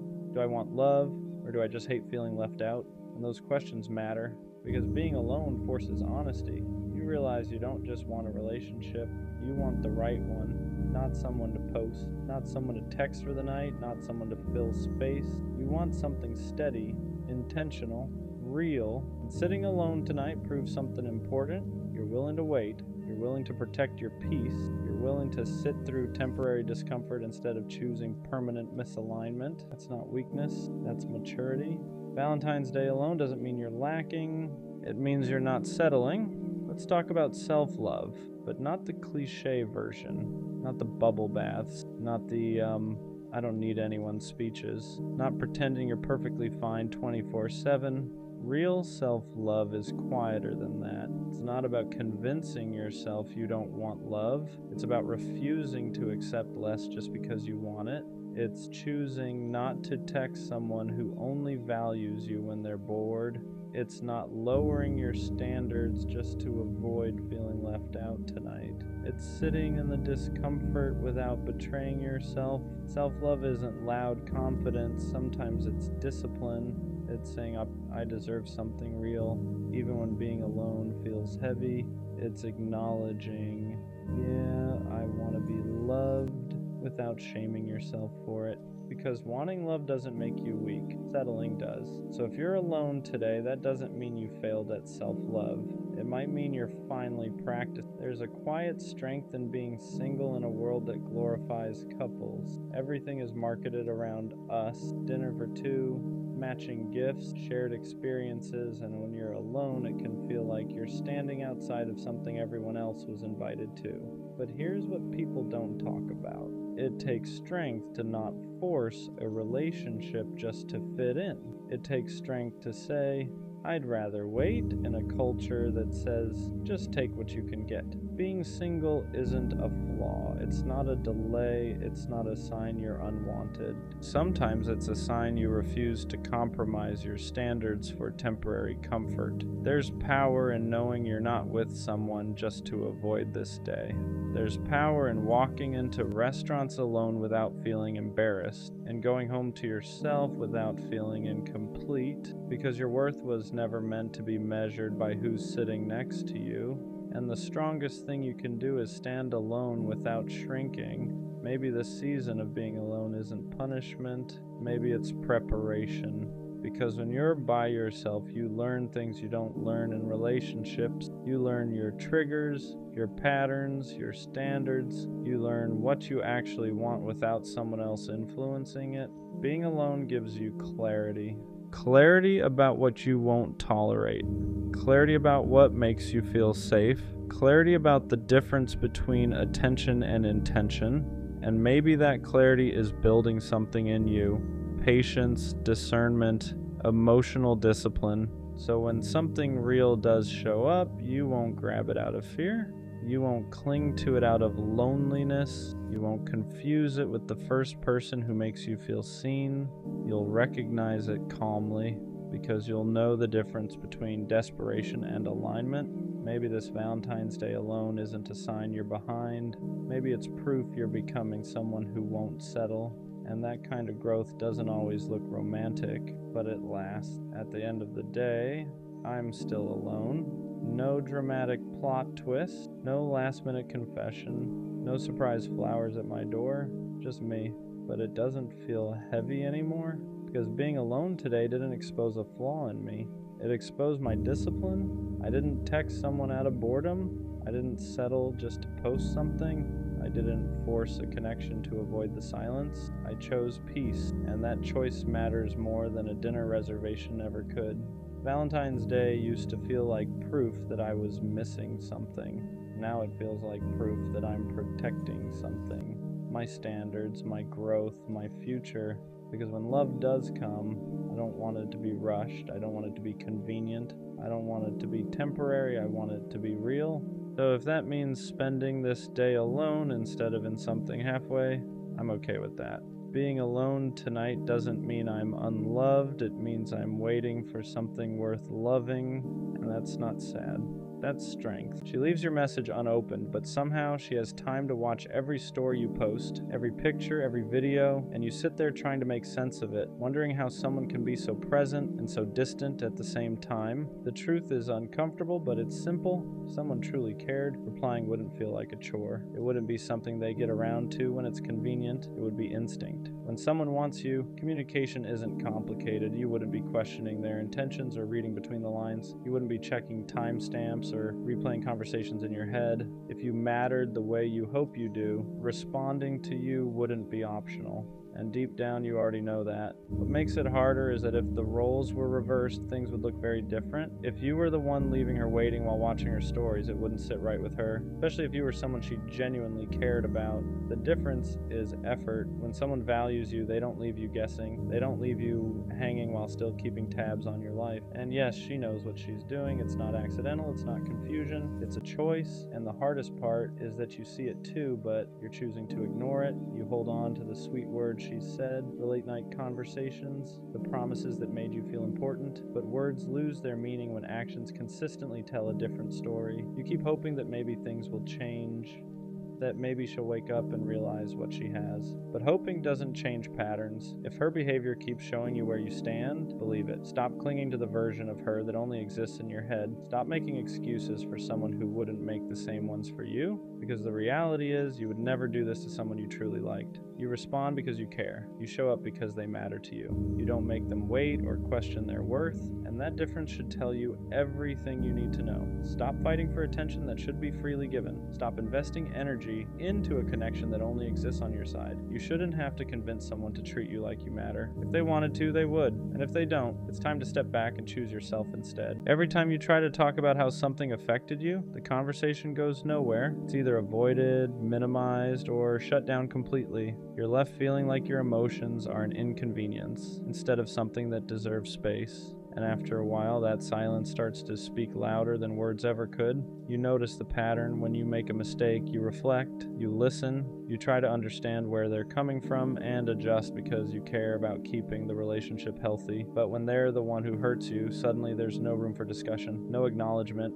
no willingness to meet you halfway, just distance, defensiveness, or pretending nothing happened. That kind of imbalance slowly drains you, not all at once, but over time. You start questioning yourself. You wonder if you're asking for too much when all you really want is understanding. You're not demanding perfection. You're asking for honesty, maturity, and responsibility. You're asking for someone who can say, I didn't handle that well, without turning it into a battle. Healthy love isn't about winning arguments or being right all the time. It's about being able to look inward. It's about recognizing when your actions affected someone you claim to care about. When someone refuses to do that, the relationship stops growing. It gets stuck in the same cycle, repeating the same pain over and over again. You can't build something real with a person who avoids accountability. You can't fix issues alone, and you can't keep carrying the emotional weight for two people. Love should feel like teamwork, not like you're constantly explaining why your feelings matter. At some point, you have to ask yourself if staying silent is worth losing yourself, because real connection requires effort from both sides, and if someone isn't willing to reflect, communicate, and grow, then they're not giving you the love you deserve. I didn't realize it at first, but she was keeping me around just in case things didn't work out with someone else, just in case she got bored, just in case she needed someone who would always answer. And the worst part, I thought I was actually important to her, because she would still text me, still check in, still have those moments where it felt like we had something real. So I stayed, because when someone doesn't fully leave, it gives you hope, and hope is dangerous when it's built on inconsistency. There would be days where she talked to me like I was the only person that mattered, then days where it felt like I didn't exist. And every time she came back, I told myself the same thing. Maybe this time it's real, but now I see it clearly. I wasn't her priority. I was her backup plan. The confusing part about being someone's just in case is that it doesn't feel obvious. It doesn't feel like rejection. It feels like almost consistent, almost real. Almost something worth holding on to, because she never fully disappeared. She would come back, random messages, random conversations, random moments, where it felt like everything was normal again, and every time that happened, it reset everything in my head. It made me forget the distance, forget the inconsistency, forget the fact that I only heard from her when it was convenient, because those moments felt real. And when something feels real, you don't question it. You lean into it. But what I didn't realize was this. She wasn't coming back because she chose me. She was coming back because she needed something. Attention, comfort, familiarity. And I was always there to give it. That's what kept me in the cycle. Because I wasn't being rejected, I was being reused. The more I looked at it honestly, the more the pattern became clear. I wasn't part of her life consistently. I was part of her life conveniently. She would show up when things felt off for her, when she needed someone to talk to, when she needed to feel like someone still cared. And every time I was there, not questioning it, not hesitating, just showing up the same way I always did. Because in my head, I thought consistency would eventually turn into something real. I thought if I stayed long enough, showed enough, proved enough, she would finally choose me, but now I see it differently. I wasn't building something with her. I was maintaining a position she never fully committed to, and that's the hardest part. Realizing you were giving real effort to something that was never real in the same way. There's something subtle about being kept just in case. It doesn't destroy you all at once, it slowly drains you, because you're always in between not fully chosen, not fully let go, just there. And that in-between space is confusing because you don't know how to act. Do you pull back? Do you stay consistent? Do you treat it like something serious or something temporary? So you end up doing what I did. You stay, you give, you hope. Because every time she came back, it felt like confirmation that I still mattered. But what I didn't understand was this. Being remembered isn't the same as being chosen. Just because someone comes back to you doesn't mean they value you the way you think they do. Sometimes it just means you're available. The turning point for me wasn't when she left. It was when I started paying attention to when she came back. Because it was never random. It was always when something else in her life wasn't working. When she felt bored. When she felt alone. When she needed someone to fill that gap. That's when I would hear from her again. And at first I didn't connect those dots. I just saw it as her coming back. But once you see the pattern, you can't unsee it. You realize you're not part of her routine. You're part of her fallback. And that changes everything. Because now it's not about misunderstanding the connection. It's about understanding your position in it. And my position was never first, never consistent, just there when she needed me. Once I accepted that, the situation stopped feeling confusing and started feeling clear. Painful, but clear, because now I understood why the connection never felt stable. Why I was always questioning things. Why it felt like I was holding on to something that kept slipping. It wasn't because I wasn't doing enough. It was because she was never fully in. You can't build something stable with someone who only shows up part-time. You can't create consistency with someone who treats you like an option. And I was trying to turn something temporary into something permanent. That's why it never worked. For a while I blamed myself. I thought maybe if I had pulled back sooner, maybe if I acted less available, maybe if I made her miss me more, things would have been different. But the truth is, people who see you as just in case don't suddenly turn you into a priority. They just adjust how often they come back. That's it. And once I understood that, I stopped trying to change how she saw me. Because the problem wasn't what I was doing, it was how she valued me. And you can't force someone to value you correctly. That's when I had to be honest with myself. I wasn't stuck because of her. I was stuck because I kept accepting that position. I kept answering, kept showing up, kept giving her access to me whenever she decided to come back. And every time I did that, I reinforced the same thing, that I would always be there no matter how inconsistent she was. And once you allow that pattern, it becomes the expectation, not the exception. So the real shift didn't come from her changing. It came from me realizing I had to stop participating in it. Walking away from that wasn't easy, because when you've been someone's just in case for a while, it starts to feel normal.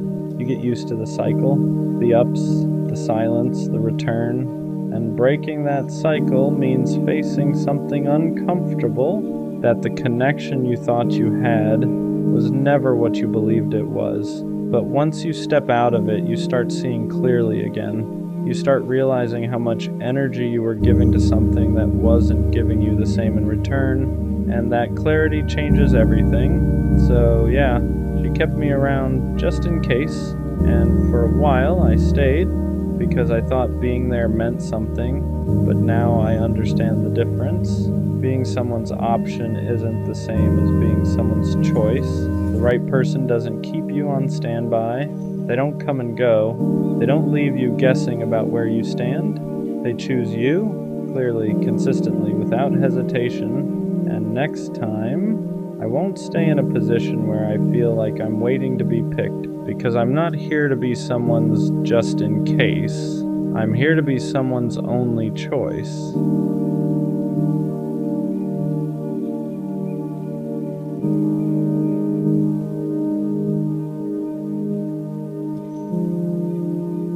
For the longest time I thought she loved me, not just liked me, not just enjoyed being around me. I thought she actually loved me because she talked to me every day. She wanted to know what I was doing. She asked about my life like it mattered to her. And when someone shows you that kind of attention, it's easy to believe the feelings behind it are real. So I believed it. I believed the late night conversations meant something deeper. I believed the way she smiled when we talked meant she cared. I believed all the time we spent together was building something real. But looking back now, I think she didn't love me. I think she loved the attention. There's a difference. When someone loves you, they care about who you are, your thoughts, your struggles, your future. They care about the person standing in front of them. But when someone loves the attention, the focus isn't really on you, it's on how you make them feel. The compliments, the validation, the feeling of being wanted. And for a while I was giving her all of that. I was the person who always answered, the person who always listened, the person who always showed up when she needed someone to talk to. And I thought that meant I mattered to her, but eventually I started noticing something strange. Whenever I pulled back, she suddenly came closer. Whenever I stopped giving her attention, she started reaching out again. Not because she missed me, but because she missed the way I made her feel. And that's when something started becoming clear. Maybe she didn't love me the way I thought she did. Maybe she just loved having someone who cared about her that much. Once that thought entered my head, that maybe she didn't love me, maybe she just loved the attention, I started seeing things differently. Moments that once felt meaningful started feeling different. I remembered how often she reached out when she was bored, when she had nothing going on, when she needed someone to talk to. And every time I was there, answering her messages, listening to her problems, giving her reassurance whenever she doubted herself. At the time, I thought that's what love looked like. Two people being there for each other. But when I really looked at it honestly, something felt uneven. Because when she needed attention, I was always available. But when I needed support, it didn't always feel the same. Sometimes she would disappear. Sometimes the conversation would suddenly end. Sometimes it felt like the connection only existed when she was the one who needed it. And that's when a difficult question started forming in my mind. Was she actually interested in me? Or was she interested in the way I made her feel about herself? Because attention can be addictive. When someone constantly reminds you that you're special, that you're wanted, that someone cares deeply about you, it feels good, really good. And some people don't fall in love with the person giving them that feeling. They fall in love with the feeling itself, the validation, the reassurance, the comfort of knowing someone is always there. And I think that's what I was to her. Not a partner, not someone she truly wanted to build something with, but someone who gave her a constant source of emotional attention. And the moment I started seeing that pattern, everything began to make more sense. The more I thought about it, the more patterns started standing out. Because when someone actually loves you, their presence in your life is consistent. They don't only show up when they need something. They don't only reach out when they're bored. They don't only care when the attention is focused on them. But with her, the connection always seemed to revolve around how she felt. If she had a bad day, I was the first person she called. If she felt insecure, I was the one reminding her how amazing she was. If she needed someone to listen, I was always there. And at the time I thought that meant I was important to her, but eventually I noticed something uncomfortable. When I had a bad day, she wasn't always there the same way. When I needed reassurance, the conversation would shift quickly. When I tried to open up about my own struggles, it didn't always hold her attention for long. And that's when it started feeling like the relationship wasn't built around us. It was built around her receiving and me giving. And the scary part about that kind of dynamic is you don't notice it right away. Because when you care about someone, giving feels natural. You don't keep score.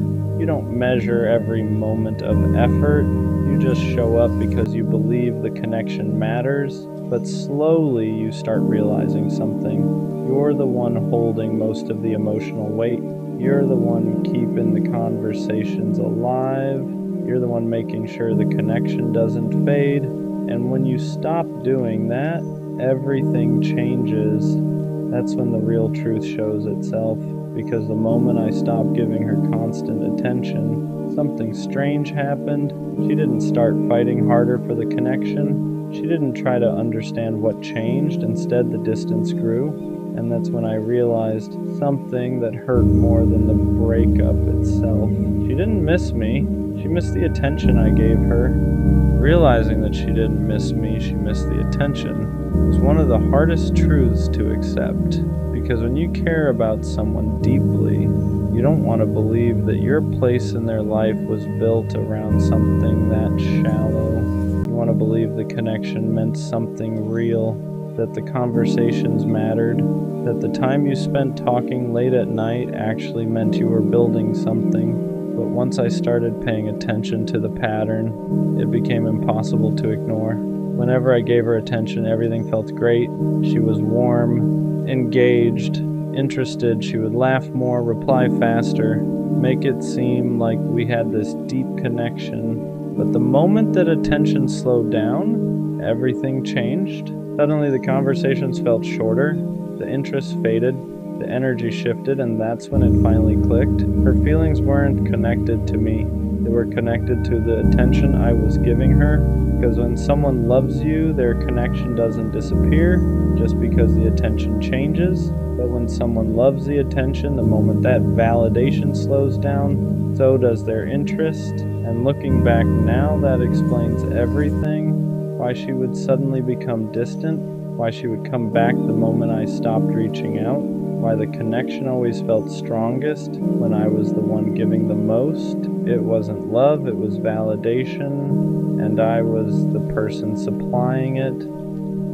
Once I finally understood that she loved the attention more than she loved me, a lot of things started making sense. For the longest time, I kept wondering why the connection always felt unstable, why some days she seemed completely invested, and other days she felt distant, why the energy between us depended so heavily on how much I was giving. At the time, I thought that was normal. I thought relationships just had ups and downs. But there's a difference between normal ups and downs and a connection that only exists when one person is constantly feeding it. And that's what this was. Whenever I was fully present, texting first, asking about her day, complimenting her, showing that I cared, everything felt good between us. But when I pulled back even slightly, the dynamic changed immediately. The warmth disappeared, the conversation slowed down, and the connection that once felt so strong suddenly felt fragile. That's when it became impossible to ignore what was really happening. Because love doesn't disappear just because attention shifts for a moment, but validation does. Validation needs constant reinforcement. It needs someone to keep providing that feeling of being admired and wanted, and once that source slows down, the person who depended on it starts looking for it somewhere else. That's when I realized something that hurt more than I expected. I wasn't the person she loved. I was the person who made her feel important. And once you realize that difference, you start understanding the relationship in a completely different way. Once that realization settled in, that she loved the attention more than she loved me, something inside me started shifting. At first it hurt more, because it meant all the things I thought were meaningful might not have meant the same thing to her.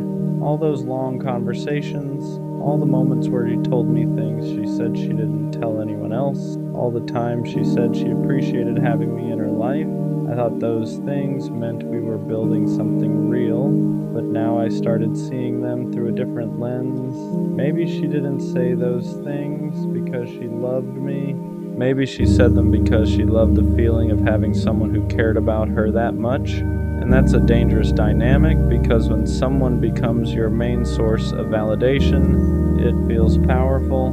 You feel admired, you feel important, you feel like someone is always there to remind you that you matter. But that feeling isn't the same as love. Love cares about the person giving the attention. Validation only cares about the feeling it creates. And the more I thought about it, the more I realized something uncomfortable. Whenever I tried to shift the focus of the relationship, whenever I wanted something deeper, the energy changed. If I asked serious questions about where things were going, if I talked about building something more stable, if I needed emotional support myself, that's when the connection suddenly felt weaker, almost like the relationship only worked when I was the one giving, not when I needed something back. And that's when the truth became impossible to ignore. The relationship wasn't built on mutual connection, it was built on attention, and I was the one providing it. After I understood that the relationship was built more on attention than love, another uncomfortable truth started showing itself. I wasn't just giving attention, I was maintaining the entire connection. I was the one making sure the conversation didn't die.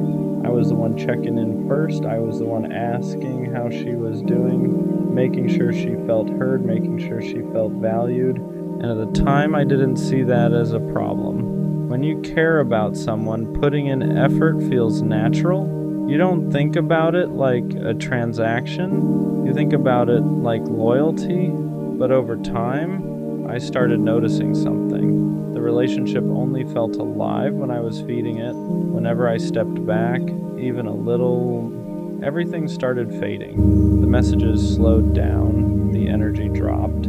The connection that once felt strong suddenly felt fragile, and that's when it hit me. Love doesn't disappear the moment someone stops giving constant attention, but validation does. Validation needs fuel. It needs someone constantly reminding you that you're wanted, that you're interesting, that someone is thinking about you. And the moment that fuel slows down, the person who depended on it starts feeling empty. That's when they either come back asking for more, or they go find someone else who will give it to them. And I think that's what I was to her. Not a partner, not someone she truly wanted to build something with. I was a source of attention, a source of validation, a source of emotional reassurance. And once you realize you were someone's source, not their choice, the whole relationship starts looking different. Once I accepted that I was just a source of attention for her, something else started becoming clear. The connection only existed when it benefited her emotionally. Whenever she needed reassurance, I was important. Whenever she felt lonely, I mattered. Whenever she needed someone to remind her that she was attractive, interesting, or worth talking to, suddenly I was the person she wanted to talk to again. But the moment she felt good again, the moment that emotional gap inside her was filled, something would change. The urgency would disappear. The replies would slow down, the energy would fade, and I would sit there wondering what I did wrong. For a long time, I blamed myself for those shifts. I thought maybe I said something wrong. Maybe I wasn't interesting enough. Maybe I didn't keep the excitement alive. But once you understand the difference between love and attention, everything makes more sense. Love stays even when the excitement fades. Love stays even when you're not constantly entertaining someone. Love stays even when the validation slows down for a moment. But attention doesn't work like that. Attention is temporary. It's something people chase when they need to feel good about themselves. And once they get that feeling again, they don't always need the person who gave it to them anymore. Looking back, that explains why the connection always felt inconsistent. It explains why some days she felt deeply invested in us all, and other days it felt like she barely noticed I existed, because I wasn't the person she loved. I was the person she turned to whenever she needed to feel important. And once I saw that clearly, the whole relationship started making sense in a way it never had before. For a while, realizing that hurt more than anything else, because nobody wants to believe they were just someone's source of attention. You want to believe the connection meant something deeper. You want to believe the time you invested mattered in the same way for both of you. But eventually something changed in the way I saw it. I stopped feeling embarrassed about how much I cared, because caring deeply isn't the problem. The problem is giving that level of attention to someone who only values the feeling it gives them. And that's a big difference. There's nothing wrong with being loyal. There's nothing wrong with showing up for someone you care about. The mistake is believing that everyone who accepts your attention values it the same way you do. Some people appreciate attention, other people depend on it, and the people who depend on it will keep you close as long as you keep feeding that feeling inside them. But the moment the attention stops, the connection disappears, not because they suddenly stop liking you, but because the feeling they were chasing isn't coming from you anymore. And once you understand that, something inside you changes. You stop chasing people who only show up when they need something. You stop investing in connections that only exist when you're the one giving, because you realize something important. You deserve someone who values you, not just the attention you give them. Looking back now, I don't think she loved me, but I also don't think she was pretending the whole time. I think she genuinely liked how I made her feel. She liked the attention. She liked the reassurance. She liked having someone who consistently reminded her that she mattered. And for a while, that was enough to keep the connection alive. But attention alone can't build something real. Because the moment that attention stops, there's nothing holding the relationship together. And that's exactly what happened. Once I stopped constantly feeding the connection, it disappeared. At first, that felt like rejection, but now I see it differently. It wasn't rejection, it was clarity, because it showed me the difference between someone who loves you and someone who only loves the feeling you give them. And once you see that difference clearly, you stop blaming yourself for the way things ended. You realize you weren't losing someone who truly valued you. You were losing someone who valued what you provided, and that's not the kind of connection worth holding on to. One day I'll meet someone who doesn't just enjoy the attention I give them, someone who actually cares about the person giving it, someone who chooses me even when the excitement fades, someone who values the connection, not just the validation. And when that happens, I won't feel like I'm constantly proving my worth, because the right person doesn't stay for the attention, they stay for you. Unrequited love is a quiet kind of pain, the kind that doesn't make noise. It just sits with you. It's loving someone who laughs with you, but never looks at you the way you look at them. They're comfortable around you. They trust you. They tell you things. And every time they talk about someone else, you smile, while something inside you cracks just a little more. You learn how to swallow words before they escape, compliments you never say, feelings you never confess, because deep down you already know the answer, so you love them quietly. You notice everything about them, their habits, their moods, the small details nobody else pays attention to, knowing full well you'll never live in their memory the way they live in yours. Somehow you convince yourself it's okay, that being close to them, even like this, is better than being without them at all. You give without expecting, you care without being chosen, you love without being loved back, and that hurts in ways you can't explain, but unrequited love teaches you something too. It shows you how deep your heart really is, how much you're capable of feeling, even when nothing is returned. Just don't disappear inside someone who can't meet you where you are, because one day someone will, and they'll give back everything you once gave away in silence. The hardest part about unrequited love isn't just that they don't feel the same, it's that they're close enough to keep the hope alive. They don't reject you outright, they don't shut the door, they just exist in your life. They text you, they lean on you, they laugh with you, and every small moment feels like maybe you're not imagining it, so you hold on. You tell yourself you're being patient. That timing is the issue, that one day they'll see what you feel so clearly, but deep down, you know you're waiting for something they never promised. And that's why it's so hard to leave, because unrequited love doesn't feel like rejection. It feels like unfinished business. You don't walk away angry, you walk away confused. You wonder if you should have said more, if you should have been quieter, if you waited too long, or tried too hard, and instead of letting go, you stay emotionally tethered, not because you're weak, but because your heart hasn't been given a clean ending, so it keeps hoping, keeps replaying moments, keeps searching for signs that maybe you still matter to them in that way, and that hope is what keeps the pain alive. You begin to wonder why you're always the one feeling more, Why you're always the one waiting. Why love seems so easy for others but feels just out of reach for you. You start shrinking your needs, telling yourself you don't want much anyway, convincing yourself that loving quietly is enough, but it's not, because caring without being chosen slowly teaches your heart that it should settle for less. You catch yourself doing things just to stay close, being extra understanding, always available, always forgiving. Not because you're weak, but because you're afraid that asking for more will push them away completely. So you accept crumbs and call it connection, and the longer this goes on, the more invisible you start to feel, not just to them, but to yourself. You forget what it feels like to be desired, to be someone's first choice, to be loved out loud, and that's the quiet danger of unrequited love.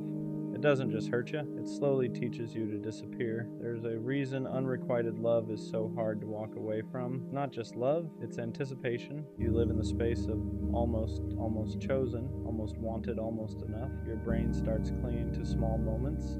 A long conversation, a shared laugh, a look that might mean something, and those moments keep you hooked because when love isn't returned, your mind fills in the gaps with possibility. You imagine what could be instead of facing what is. And every time you think about letting go, you feel like you're giving up on a future that was never actually promised. So you stay hopeful, you stay available, you stay emotionally invested, not because it feels good, but because walking away feels like loss, even though nothing was ever yours. That's the trap.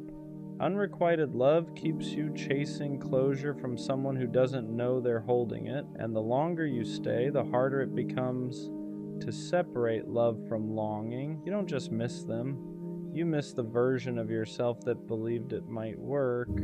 At some point you feel it, the imbalance. You realize you're giving more than you're receiving, and then emotionally, mentally, quietly, you're investing energy into someone who isn't investing back. You plan around them, you think about them, you hold space for them, and they just live their life. That's when it starts to hurt differently. Not sharp pain, but exhaustion. You're tired of wondering, tired of hoping, tired of pretending you're okay with crumbs. You notice how much of yourself is tied up in someone who doesn't even know how deeply you care.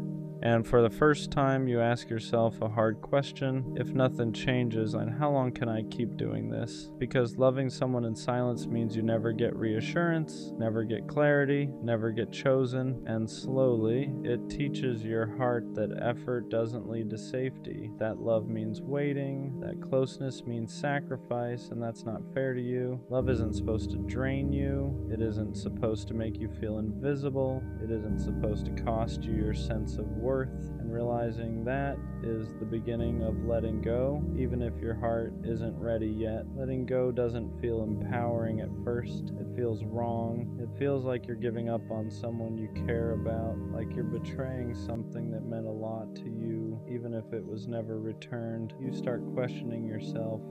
Am I being selfish? Am I overreacting? Should I just keep loving them quietly like before? Because walking away doesn't just mean losing them. It means losing the hope you've been holding on to. And hope is hard to release. You've built routines around them, emotions around them, a future that only existed in your head but still felt real. So choosing yourself feels like cruelty at first, like you're the one causing the pain, but staying was hurting you too. Just slower, just quieter. And that's the part people don't talk about. Sometimes self-respect feels like grief, sometimes growth feels like loss, sometimes choosing yourself feels worse than continuing to wait, but guilt doesn't mean you're wrong, it just means you cared deeply, and caring deeply doesn't obligate you to keep hurting yourself in silence. After you finally choose yourself, something unexpected happens. It feels empty, not peaceful, not freeing, just quiet in a way that's uncomfortable. You're no longer waiting for their message, no longer replaying conversations, no longer building your day around the possibility of them. And at first, that absence hurts more than the waiting did, because unrequited love filled space. It gave your emotions somewhere to go. It gave your heart something to hold on to, even if it was hurting you. Though when it's gone, you don't immediately feel relief. You feel loss. You miss the closeness. You miss the routine. You even miss the hope, as painful as it was, and that makes you question your decision. You wonder if you left too early, if you should have tried harder, if loneliness is worse than longing. But this part matters, because this emptiness isn't failure, it's withdrawal. Your heart is unlearning a pattern, and unlearning always feels uncomfortable before it feels right. You didn't lose love, you made room for it, even if nothing has filled that space yet. One day after the emptiness settles, something shifts. Not suddenly, not dramatically, just quietly. You start noticing how much lighter you feel without carrying love alone. You realize how much energy you used to spend hoping, waiting, adjusting, shrinking, all for someone who never met you where you stood. And for the first time, you don't miss them. You miss the idea of being chosen. That's an important difference, because now you know what it feels like to give deeply, and you also know what it costs when nothing comes back. So when love shows up again one day, it feels different. It doesn't make you question yourself. It doesn't leave you guessing. It doesn't ask you to love in silence. It meets you halfway. You don't have to hide how much you care. You don't have to settle for almost. You don't have to convince yourself that crumbs are enough. And that's when you understand something fully. Unrequited love wasn't wasted. It taught you the depth of your heart. It proved you're capable of loving purely, selflessly, fully. But it was never meant to be your ending, because love isn't meant to be endured alone. It's meant to be shared. And one day someone will choose you as openly as you choose them. No silence, no guessing, no imbalance, just love. I knew it wasn't going to last, not because they said it, not because there were red flags everywhere, but because something in me never fully relaxed. Even in the good moments, there was a quiet voice saying, "Don't get too attached." I enjoyed it. I smiled, I played my part, but deep down, I felt the expiration date, and that's the weirdest kind of heartbreak. When you see the ending while you're still in the middle, sometimes your intuition whispers long before reality confirms it. There weren't major fights, no dramatic betrayals, no obvious reason to leave, but there was inconsistency, little things, energy that shifted slightly, effort that felt uneven, words that didn't fully match actions, and instead of confronting it, I told myself I was overthinking. I told myself to relax, to just enjoy the moment, to stop looking for problems. But intuition doesn't shout, it nudges, it tightens your chest a little, it makes you hesitate before getting attached, it keeps you half guarded even when things seem fine. And I felt that, I just ignored it, because sometimes we don't want to be right, we want to be wrong about the ending. So why did I stay if I knew?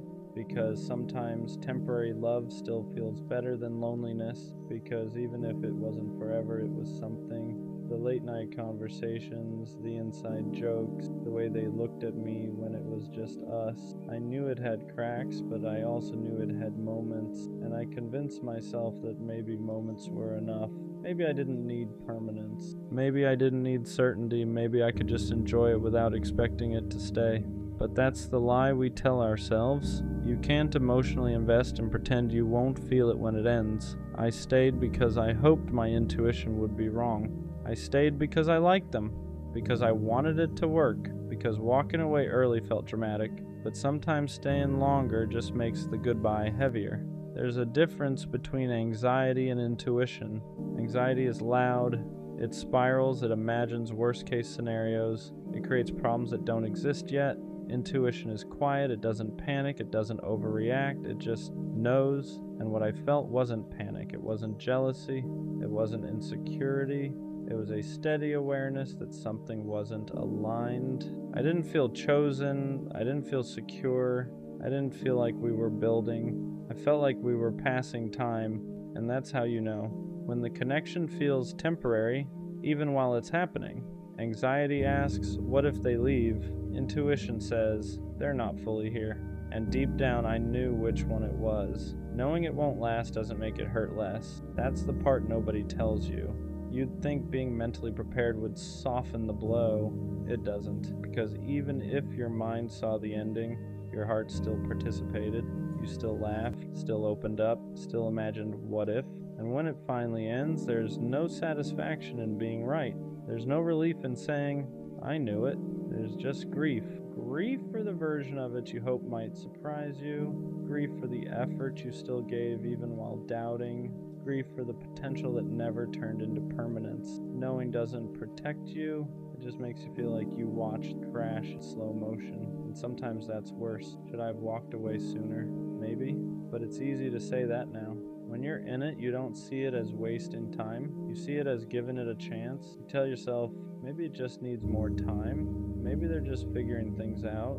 Maybe I'm overthinking. Because walking away early feels extreme. It feels impatient. It feels like you're not fighting hard enough. But sometimes staying longer isn't loyalty. It's fear. Fear of starting over. Fear of being alone again. Fear that this might be the closest thing to love you'll get for a while. So you stay, not because it's right, but because it's comfortable enough. And when it finally ends, you don't just grieve them. You grieve the time you knew better, but here's the thing. You didn't stay because you're weak. You stayed because you hoped, and hope isn't something to be ashamed of. Next time I'll trust it, that quiet feeling, that subtle hesitation, that inner voice that doesn't panic, it just knows. Because ignoring it didn't protect me, it just delayed the inevitable. Next time, I won't wait for proof. I won't wait for the obvious red flag. I won't wait for the dramatic ending. I won't wait until I'm already attached. If something feels temporary, I'll ask why. If something feels uneven, I won't convince myself it's balanced. If someone feels half in, I won't invest fully. Not from a place of fear, from a place of alignment. Because intuition isn't there to ruin good things, it's there to protect you from forcing the wrong ones. And maybe I needed this ending to finally respect my own instincts. Not every connection is meant to last. Some are meant to wake you up to your patterns, to your boundaries, to the things you tolerate when you're lonely. Maybe it wasn't supposed to be forever. Maybe it was supposed to show you what half effort feels like so you'd stop accepting it.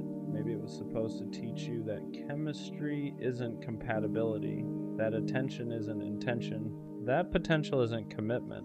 Sometimes we meet people who aren't meant to stay. They're meant to reveal.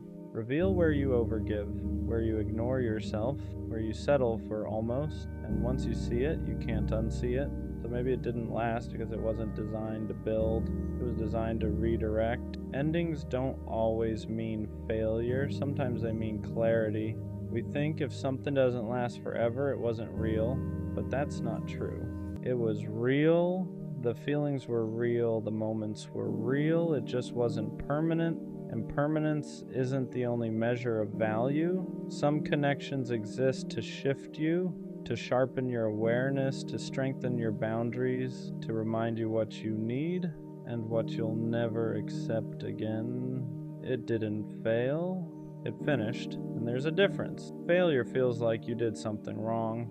Finish feels like it served its purpose, and maybe that's what this was. Not a waste, not a mistake, just a chapter that reached its natural end. I used to think knowing it wouldn't last was a weakness, like I was pessimistic, like I was sabotaging it, like I couldn't just enjoy something good. But now I see it differently, that feeling. It was awareness. I wasn't crazy, I wasn't overthinking, I wasn't insecure. I was aligned enough with myself to recognize misalignment, and that's power, because next time I won't silence it. I won't stay longer than I should just to prove I can make something work. I won't ignore the quiet voice just because the moments feel nice. Knowing it wouldn't last didn't mean I didn't care. It meant I could see clearly, and clarity is growth, so no, it didn't last, but I did. I walked away more aware, more grounded, more in tune with myself, and next time, if it's meant to last, I won't have to convince myself of it. I'll feel that too. Going through that stage in a relationship where all you do is argue is one of the worst feelings in the world, because it's not like you stopped loving them. It's not like you don't care. You still want to be with them. You still want to talk to them, laugh with them, spend time with them. But for some reason, you just can't see eye to eye anymore. She doesn't understand you. You don't understand her. And every conversation turns into tension. Every small thing becomes a problem. So now y'all are distant, not on the phone like you used to be, not checking in the same way, not feeling connected the way you once did. And what hurts the most is knowing they probably don't even realize how much this is breaking you inside, how unhappy you are, how how badly you just want them to understand your side, the way you're trying to understand theirs. This is the stage where most people give up. They start thinking, maybe this person isn't the one for me. But that's not the truth. Every real relationship goes through moments like this. Moments where communication feels impossible. Moments where love feels buried under frustration. Moments where both people are tired, misunderstood, and hurt. That doesn't mean you leave. That doesn't mean you stop trying. That doesn't mean the love isn't real. Love isn't only the easy days. It's not just laughing and being happy all the time. Pushing through the rough moments together instead of walking away when things get uncomfortable. Every road gets rocky. Every path gets hard. But if you keep walking, eventually you hit smoother ground. The arguing won't last forever. The distance won't last forever. The sun does come back out, but too many people quit right before things start getting better. They leave when saving the relationship was still within reach. So don't give up on someone you love just because things are hard right now. Go through the struggle with them. Grow through the pain together, because the relationships that last aren't the ones that never argue. They're the ones that choose each other even when it hurts. I didn't walk into this guarded. I didn't play games. I didn't keep one foot out the door. I trusted you. I trusted your words. I trusted the way you looked at me like I was safe. I trusted the version of you showed me when it was just us. And that's what hurts the most. Not that you left, but that you let me believe you wouldn't. I opened up in ways I don't do often. I told you things I never say out loud. I let myself feel comfortable being soft around you, and you watched me do that. You knew how much it meant. You knew how careful I was with my heart, and you still broke it. Not all at once, not dramatically, slowly. You pulled back without explanation. You changed without warning. You stopped choosing me, but kept me close enough to not fully let go. And I stayed longer than I should have because I believed in the version of you I first met. That's on me. I ignored the signs. I excused the distance. I told myself you were just overwhelmed, just busy, just figuring things out. But the truth is, you were figuring out life without me, and I was still holding space for you, like you were coming back. What really broke me wasn't losing you. It was realizing I trusted someone who didn't protect my heart the way I protected theirs. You didn't just hurt me. You changed how I trust. Now I question things I never used to. I hesitate where I used to be open. I hold back where I used to give freely, not because I'm bitter, but because I learned the hard way that not everyone deserves access to me. I don't regret loving you. I regret trusting you with something you weren't ready to hold, and that's the part I'm still healing from. Not the heartbreak, but the betrayal of believing you were different. What messed me up the most was how easy it was for you, how easily you switched up, how quickly I became optional, how natural it felt for you to move on like nothing happened. Meanwhile, I was still trying to understand when things changed. I kept replaying conversations, looking for the moment where I messed it up, where I said too much, where I trusted too fast, because that's what you do when someone breaks your heart quietly. You don't get closure, you get questions. And the hardest one is always the same. How could you do this after everything I trusted you with? You knew my past. You knew how careful I was. You knew how long it took me to open up again. And instead of protecting that, you treated it like something temporary. Like something you could step into and walk away from without consequences. I wasn't perfect, but I was honest. I didn't hide how I felt. I didn't pretend. I didn't keep you guessing. And that's why it hurt deeper. Because I didn't lose you to dishonesty. I lost you to indifference, to the realization that I mattered more to myself than I ever did to you.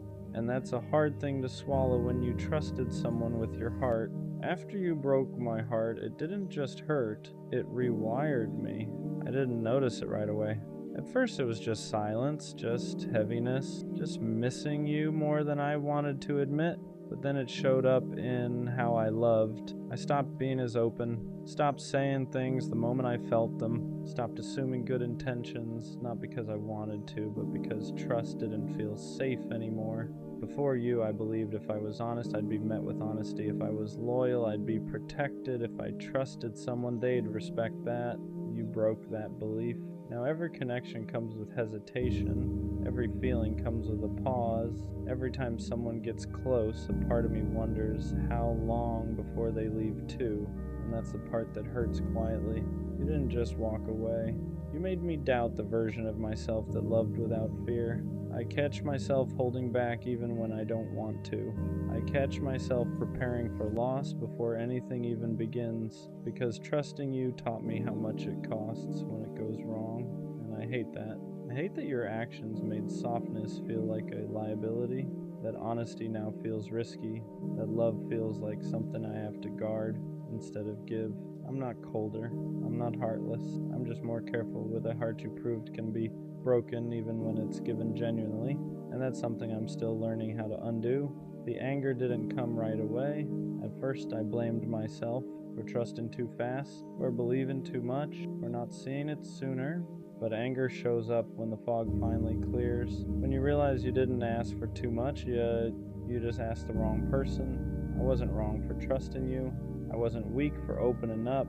I wasn't naive for believing your words. You just didn't deserve the level of honesty I gave you. And that truth stings, because it means the pain wasn't a lesson about loving better. It was a lesson about choosing better. You knew what you were doing. You knew how much I cared. You knew how much trust cost me. And you still chose yourself without considering the damage. That's where the anger lives, not in hatred, but in clarity, in the realization that I gave real effort to someone who treated it casually, that I showed up while you slowly checked out, that I protected your feelings while you ignored mine, and I don't hate you for leaving. I'm angry because you stayed long enough to earn my trust and left like it never mattered. That kind of hurt doesn't make you loud, it makes you precise. It teaches you that love without accountability isn't love at all. And from that point on, I stopped questioning my worth and started questioning why I ever doubted it. At some point, I stopped waiting for closure from you. Not because I got answers, but because I realized I wasn't going to. You never explained yourself, never owned the hurt, never acknowledged what it cost me to trust you, and for a while that ate at me. I wanted you to see it, to understand what you broke, to say something that made it make sense. But silence was the answer, not the one I wanted, the one I needed, because it showed me that the kind of closure I was looking for was never coming from you. So I had to give it to myself. I had to accept that some people don't leave loudly. They leave by slowly caring less and letting you figure it out alone. I had to accept that trusting you wasn't the mistake, expecting accountability from you was, and that acceptance was heavier than anger ever was, because it meant letting go without resolution, without apologies, without the comfort of being understood, just truth, the truth that I loved honestly, the truth that I trusted genuinely, the truth that you didn't meet me there. And as painful as that is, it also freed me, because I stopped replaying the past trying to fix something that was never mine to fix. I stopped waiting for you to validate my pain. I didn't need your explanation to know I was hurt. I didn't need your apology to know I deserved better. Sometimes closure isn't a conversation. Sometimes it's the moment you stop giving someone access to a heart they already proved they wouldn't protect. After everything fell apart, the hardest thing wasn't trusting someone new. It was trusting myself again, trusting that my instincts weren't broken, trusting that my heart wasn't a liability, trusting that loving you didn't mean there was something wrong with me. Because when someone breaks your heart like that, you don't just lose them, you lose confidence in your judgment. You start second-guessing everything. Was I blind? Was I too much? Did I imagine the connection? And for a while I believed the problem had to be me. But slowly that started to change. I realized something important. I didn't ignore red flags. There weren't clear ones at the beginning. You showed up. You said the right things. You made me feel safe enough to trust. That wasn't stupidity. That was honesty. So instead of punishing myself for believing in you, I started respecting myself for how genuine I was. I stopped calling my openness a mistake, stopped treating my softness like a flaw, stopped blaming myself for someone else's inability to show up. Rebuilding trust meant accepting this truth. I didn't fail myself by trusting you. I honored who I am. And that matters, because if I harden completely, if I shut down every part of me that still wants connection, then the heartbreak wins twice. So I'm learning balance. I don't rush trust anymore, but I don't deny it either. I don't hand my heart over blindly, but I don't lock it away. I listen to myself now, to discomfort, to patterns, to silence that says more than words ever did. Trust isn't gone, it's just more intentional. And this time, the first person I trust is me. Missing you doesn't mean I want you back. That took me a while to understand, because grief doesn't disappear just because you know someone wasn't right for you. Longing doesn't mean regret, and sadness doesn't cancel clarity. I miss the version of you I thought was real. I miss the safety I felt before things changed. I miss how easy it was before trust turned into doubt. But I don't miss the anxiety. I don't miss questioning where I stood. I don't miss feeling like I cared more. And that's the difference. If I wanted you back, I'd still be making excuses for you. I'd still be minimizing the hurt. I'd still be hoping you'd come back different. But I'm not. I just haven't rushed myself through the grief. Because when you trust someone deeply, losing them isn't just losing a person, it's losing a future you believed in. And that takes time to let go of. Some days I'm fine. Some days a memory hits out of nowhere. A song, a place, a random thought, and I let it pass. I don't fight it. I don't romanticize it. I don't pretend I'm over it faster than I am. Healing isn't about erasing what mattered. It's about accepting that something can matter and still not belong in your life anymore. So, yeah, I miss you sometimes, but missing you doesn't mean I forgot why I walked away. Heartbreak taught me patience in a way nothing else ever did. Not patience with people, patience with myself. I learned that healing isn't something you rush just to prove you're okay. It's not about jumping into something new to replace what you lost. It's not about pretending it didn't hurt, because it did, and pretending only buries it deeper. I stopped forcing myself to move on other people's timelines. Stopped letting anyone tell me I should be over it by now. You don't rush the healing of something you trusted. You let it take the time it takes. Some days I feel strong, other days I feel fragile for no reason, and instead of judging that, I let it exist, because every emotion I avoid just shows up later heavier. Patience taught me this. You don't heal by replacing someone, you heal by understanding why losing them hurt the way it did. I trusted you. That wasn't small, that wasn't casual, so yeah. It takes time to rebuild the parts of me that believed safety could be permanent, but I'd rather heal slowly and honestly than rush into numbness and call it strength. I'm not behind, I'm not weak, I'm not stuck. I'm just respecting the fact that real trust doesn't break quietly, and it doesn't heal quickly either, and that's okay. Forgiveness didn't come in the way people talk about it. I didn't wake up one day suddenly okay with what you did. I didn't excuse it. I didn't rewrite the story to make it hurt less. What I had to forgive was myself, for trusting you, for believing your words, for opening my heart when I knew how badly it could go wrong. For a long time I was harder on myself than I ever was on you. I kept thinking I should have known better. I should have seen it coming. I should have protected myself more. But that thinking only added another layer of pain, because loving honestly was never the mistake. I didn't betray myself by trusting you. I honored who I am. I showed up real. I was present. I was vulnerable in a world that tells people not to be. And yeah, that made the heartbreak deeper. But it also means nothing about my love was fake. Forgiving myself meant accepting this. I didn't lose because I trusted. I lost because someone couldn't meet me at the level I was willing to give.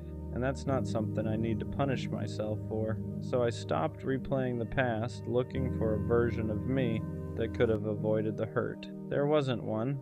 Sometimes pain isn't a warning you missed. Sometimes it's just the cost of being genuine with the wrong person. And once I understood that, the shame started to loosen its grip. I could carry the memory without carrying the blame. Trusting you taught me something I never wanted to learn this way.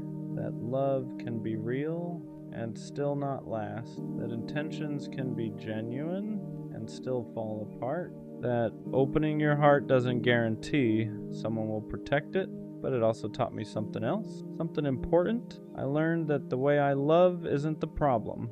I didn't lose myself by trusting you. I didn't fail because I believed in us. I didn't weaken myself by being honest. I showed up as who I am. and that matters. You broke my heart, but you didn't break my ability to love. You shook my trust, but you didn't erase my values. You hurt me, but you didn't define me. What you really did was show me the difference between someone who feels safe and someone who actually is, between words and consistency, between effort and presence, between connection and commitment. I won't forget you, not because I want you back, but because you were a chapter that taught me how deeply I can feel. And next time, I won't give that depth to someone who treats it casually. I'll trust again, just not blindly. I'll love again, just not at the cost of myself. You didn't ruin love for me. You clarified it. And even though the heartbreak hurt, I walk away knowing this. I was real. I was honest. I was brave enough to trust. And one day someone will meet that trust care it deserves. Until then, I carry the lesson, not the wound. That's where this ends. Being a teenager and going through this, it's different. Because it's your first time feeling everything this deeply.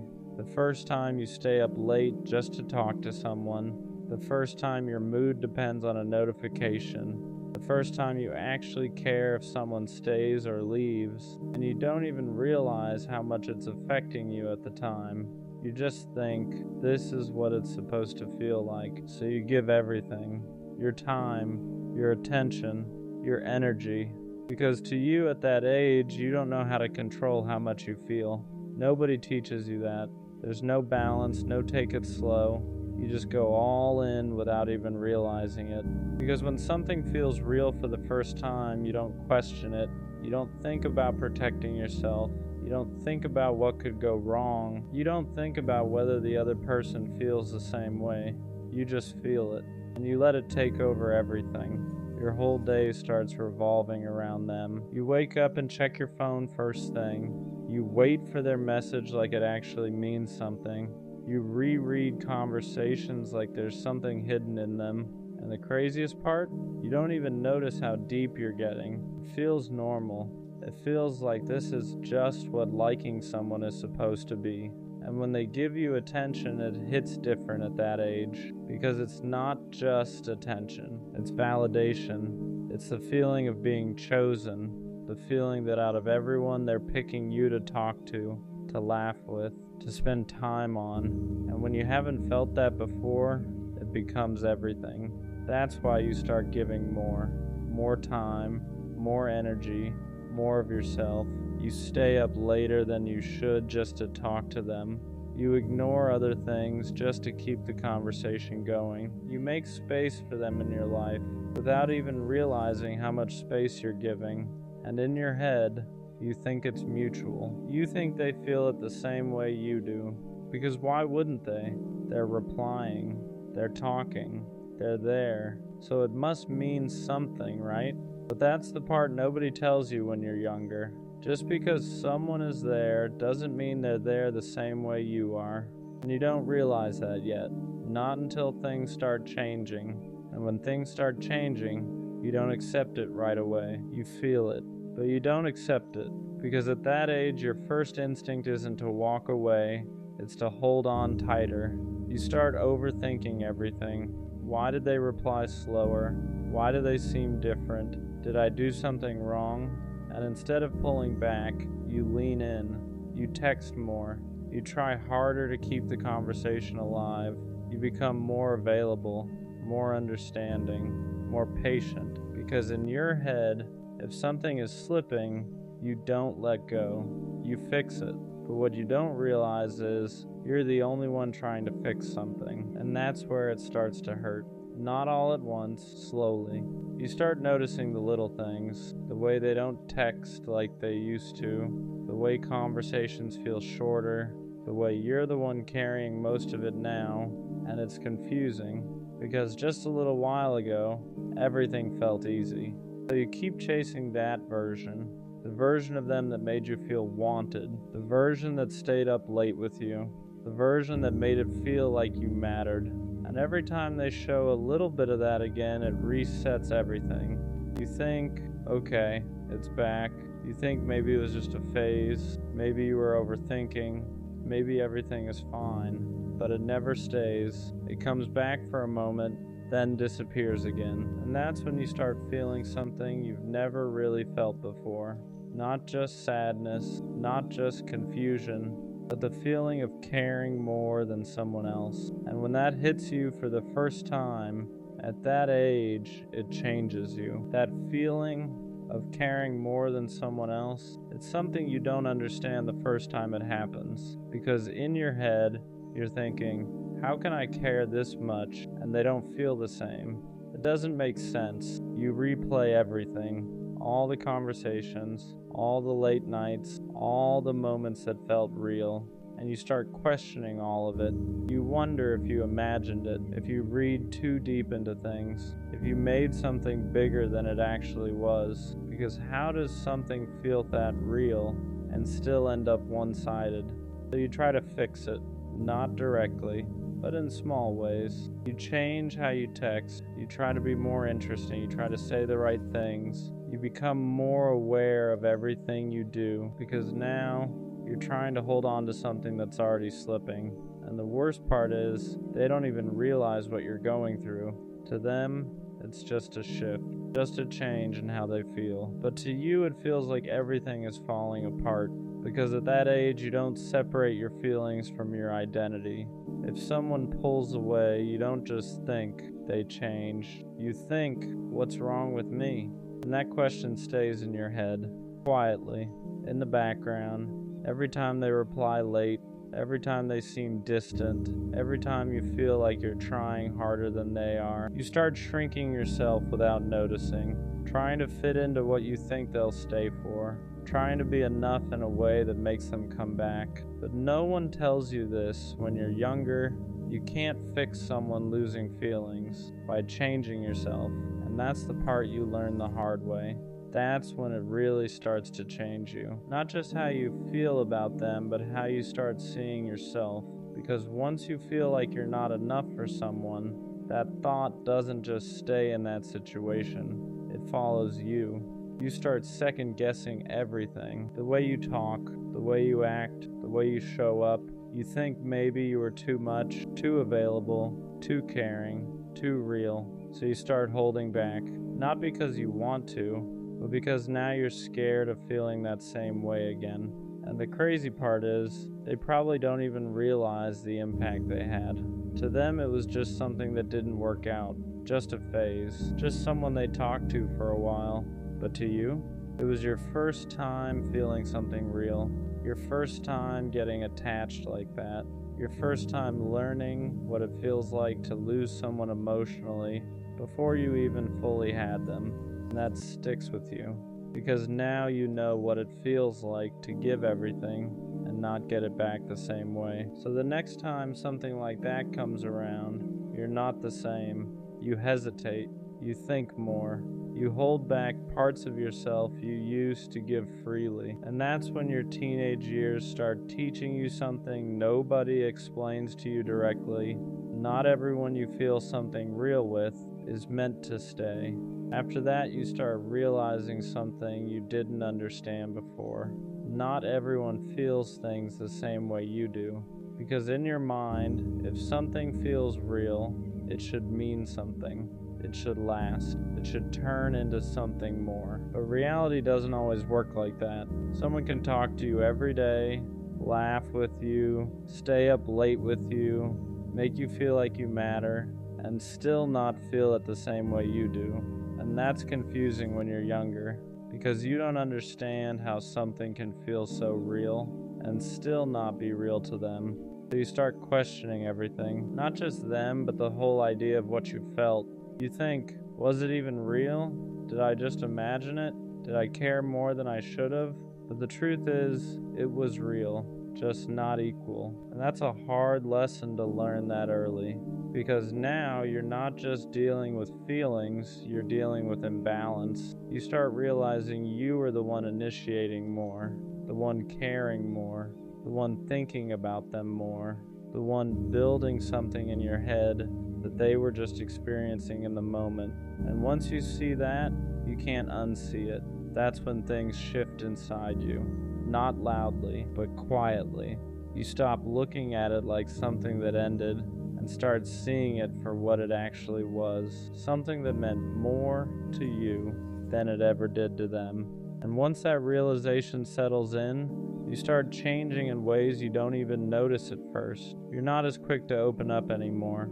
You don't say everything on your mind like you used to. You don't give your time as freely, because now you've seen what happens when you do. Not that you don't care anymore, it's that you care differently, more carefully, more guarded. Because before, you didn't think twice about it. If you liked someone, you showed it. If you cared, you gave it fully. No hesitation, no second guessing. But now, there's a pause, a moment where you think, is this even worth it? And that pause comes from experience, from that first time you gave everything and realized it didn't guarantee anything. So now you move smarter, you watch actions more, you notice effort more, you pay attention to how someone shows up, not just what they say. And even though it makes you more aware, there's a small part of you that misses how you used to be, the version of you that didn't overthink, the version that just felt things fully without fear. The version that believed if something felt real, that means something, because that version of you was pure, unfiltered, real in a way that's hard to get back once it changes. But that's what growing up during those years does to you. It doesn't just give you memories, it gives you awareness. And sometimes that awareness comes from learning things the hard way. After a while, you stop blaming them.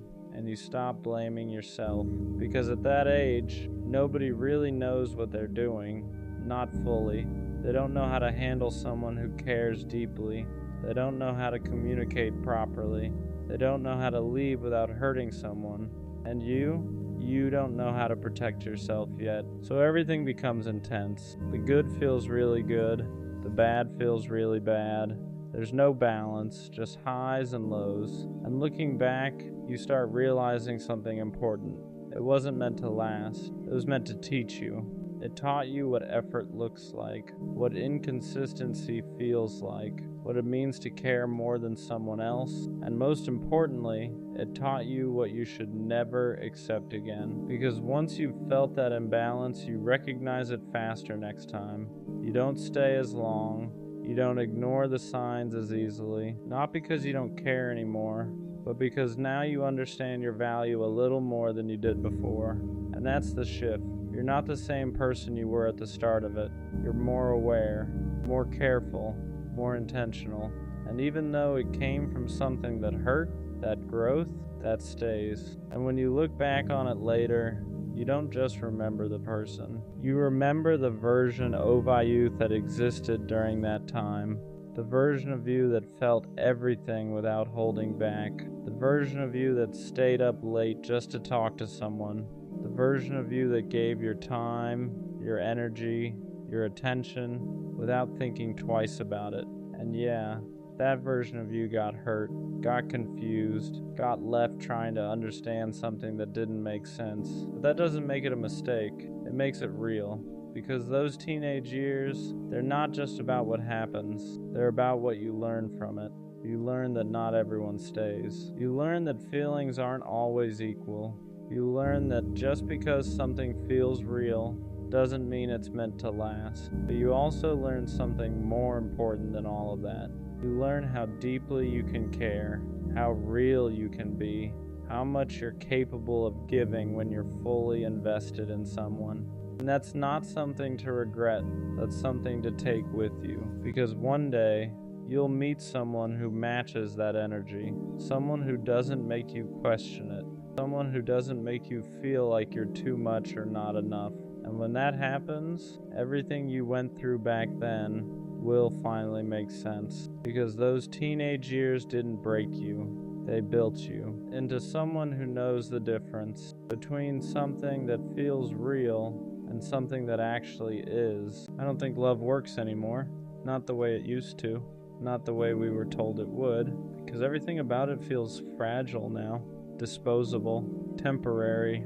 I used to believe love was something you built and protected. Something you chose every day. Something that got stronger the more you worked through it. Now it feels like something people try on, like an outfit, like a phase, like something that lasts until it becomes inconvenient. And maybe that's just my experience talking. Maybe I'm jaded, maybe I'm tired, But it's hard not to feel this way when you've watched effort get ignored, loyalty get tested, and consistency get replaced with excitement. It feels like the people who care the most lose the fastest. The ones who communicate openly get labeled too much. The ones who stay calm get called boring. The ones who try to build something stable get overlooked for something unpredictable. And I don't understand when stability became unattractive. When did peace start feeling dull? When did consistency start feeling optional? When did love turn into a competition of who cares less? Because that's what it feels like now.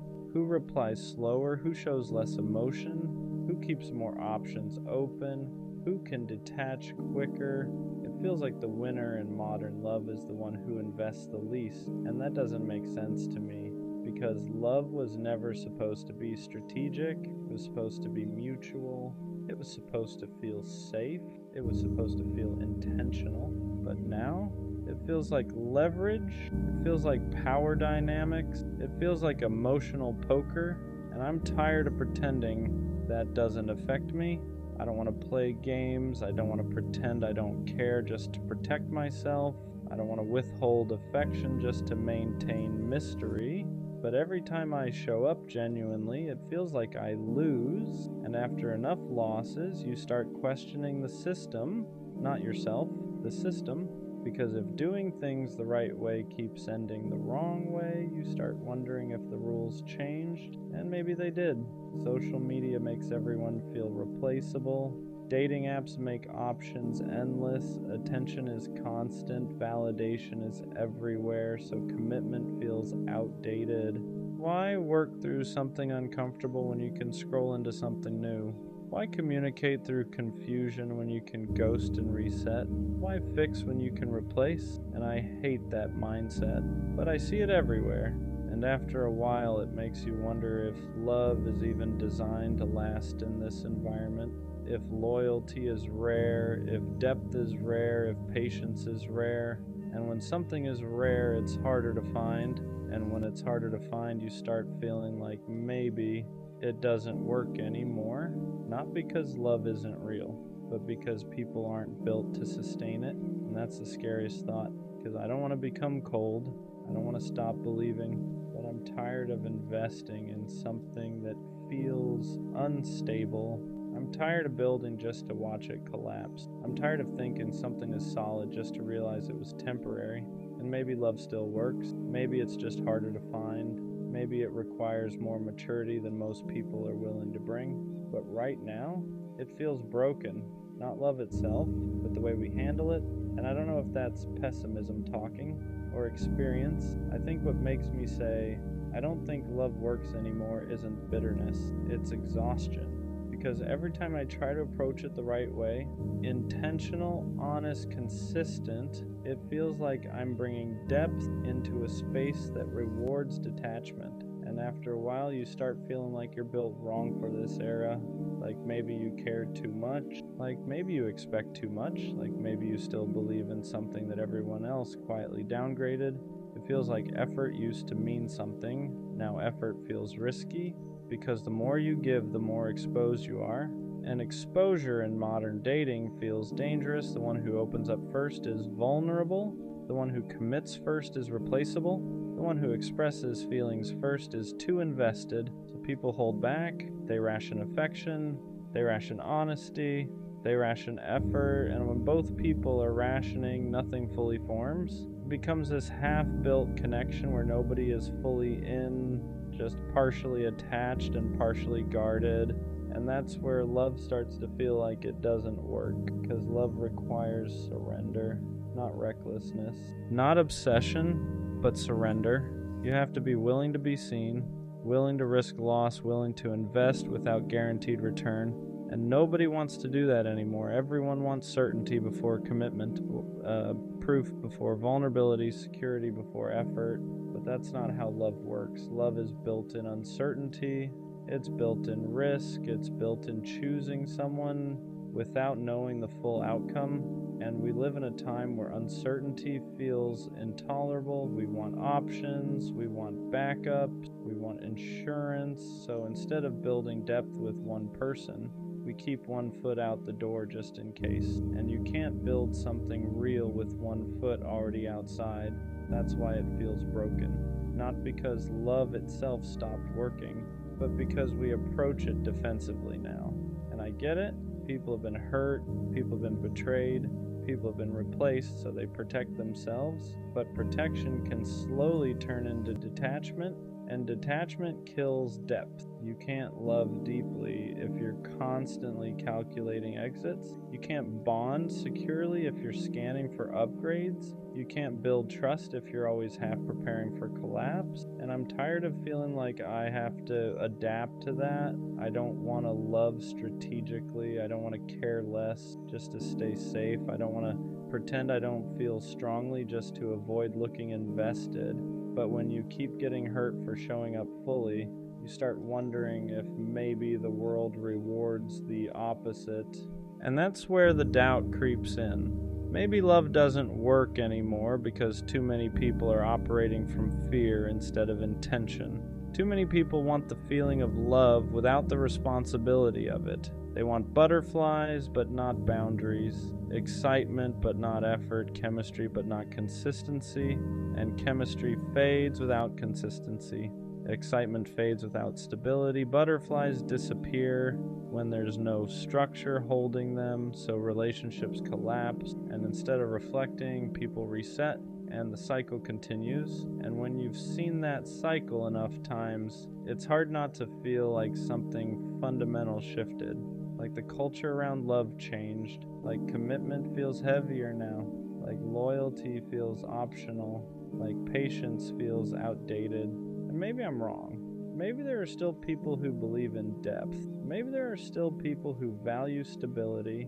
Maybe there are still people who don't treat connection like it's disposable.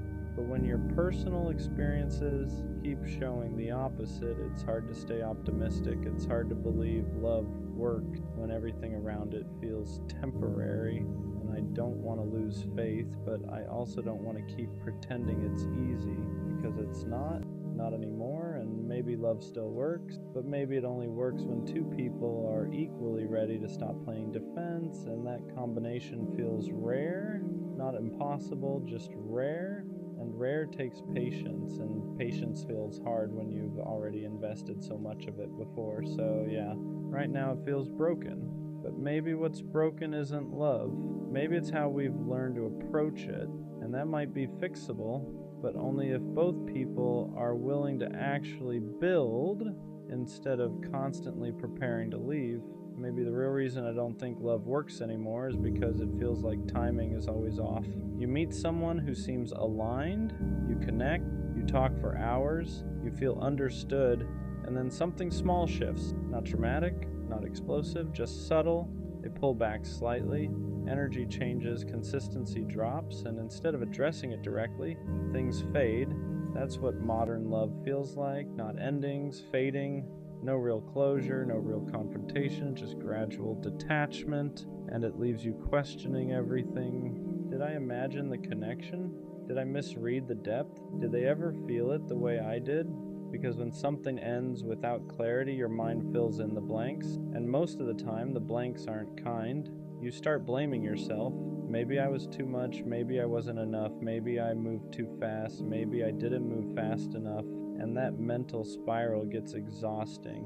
Love starts feeling like a puzzle with missing pieces, like no matter how carefully you approach it, something unpredictable shifts. And maybe that unpredictability is what makes it feel broken, because love requires stability to grow. You can't build something meaningful on inconsistent ground. You can't plant something deep in unstable soil. And right now, everything feels unstable. People are distracted. Attention spans are shorter. Validation is constant. It's hard to compete with instant dopamine, because love isn't instant dopamine. It's slow burn. It's repetition. It's routine. It's choosing someone again and again, even when the excitement settles. And we live in a culture that constantly chases the next high. So once comfort replaces adrenaline, people confuse it with boredom. Once peace replaces intensity, people think something's missing. But peace isn't missing something. Peace is the goal. And maybe that's why love feels like it doesn't work anymore. Because people are chasing sparks instead of substance. They want fireworks every day, but fireworks aren't sustainable. They're loud, they're bright, they're temporary. Real love isn't fireworks, it's foundation, and foundations aren't flashy. They're steady, and steady doesn't trend well. Steady doesn't go viral, steady doesn't give you constant emotional spikes, but steady is what lasts. And maybe we forgot that. Maybe we've confused intensity with compatibility. Maybe we've confused excitement with alignment. Maybe we've confused attention with affection. And when those illusions fade, people assume love failed. But maybe love didn't fail, maybe expectations did. Still, it's hard not to feel tired. Because every time you start believing in something new, you're also bracing for impact. You don't enter connections open anymore. You enter them cautiously, guarded, prepared, and that guarded energy changes everything. Because love thrives in openness, and guarded hearts can't fully attach. So it becomes this cycle. People get hurt, they protect themselves, they enter something new with walls up. The connection never fully forms, it collapses. They say, see, love doesn't work. But maybe the walls are the problem.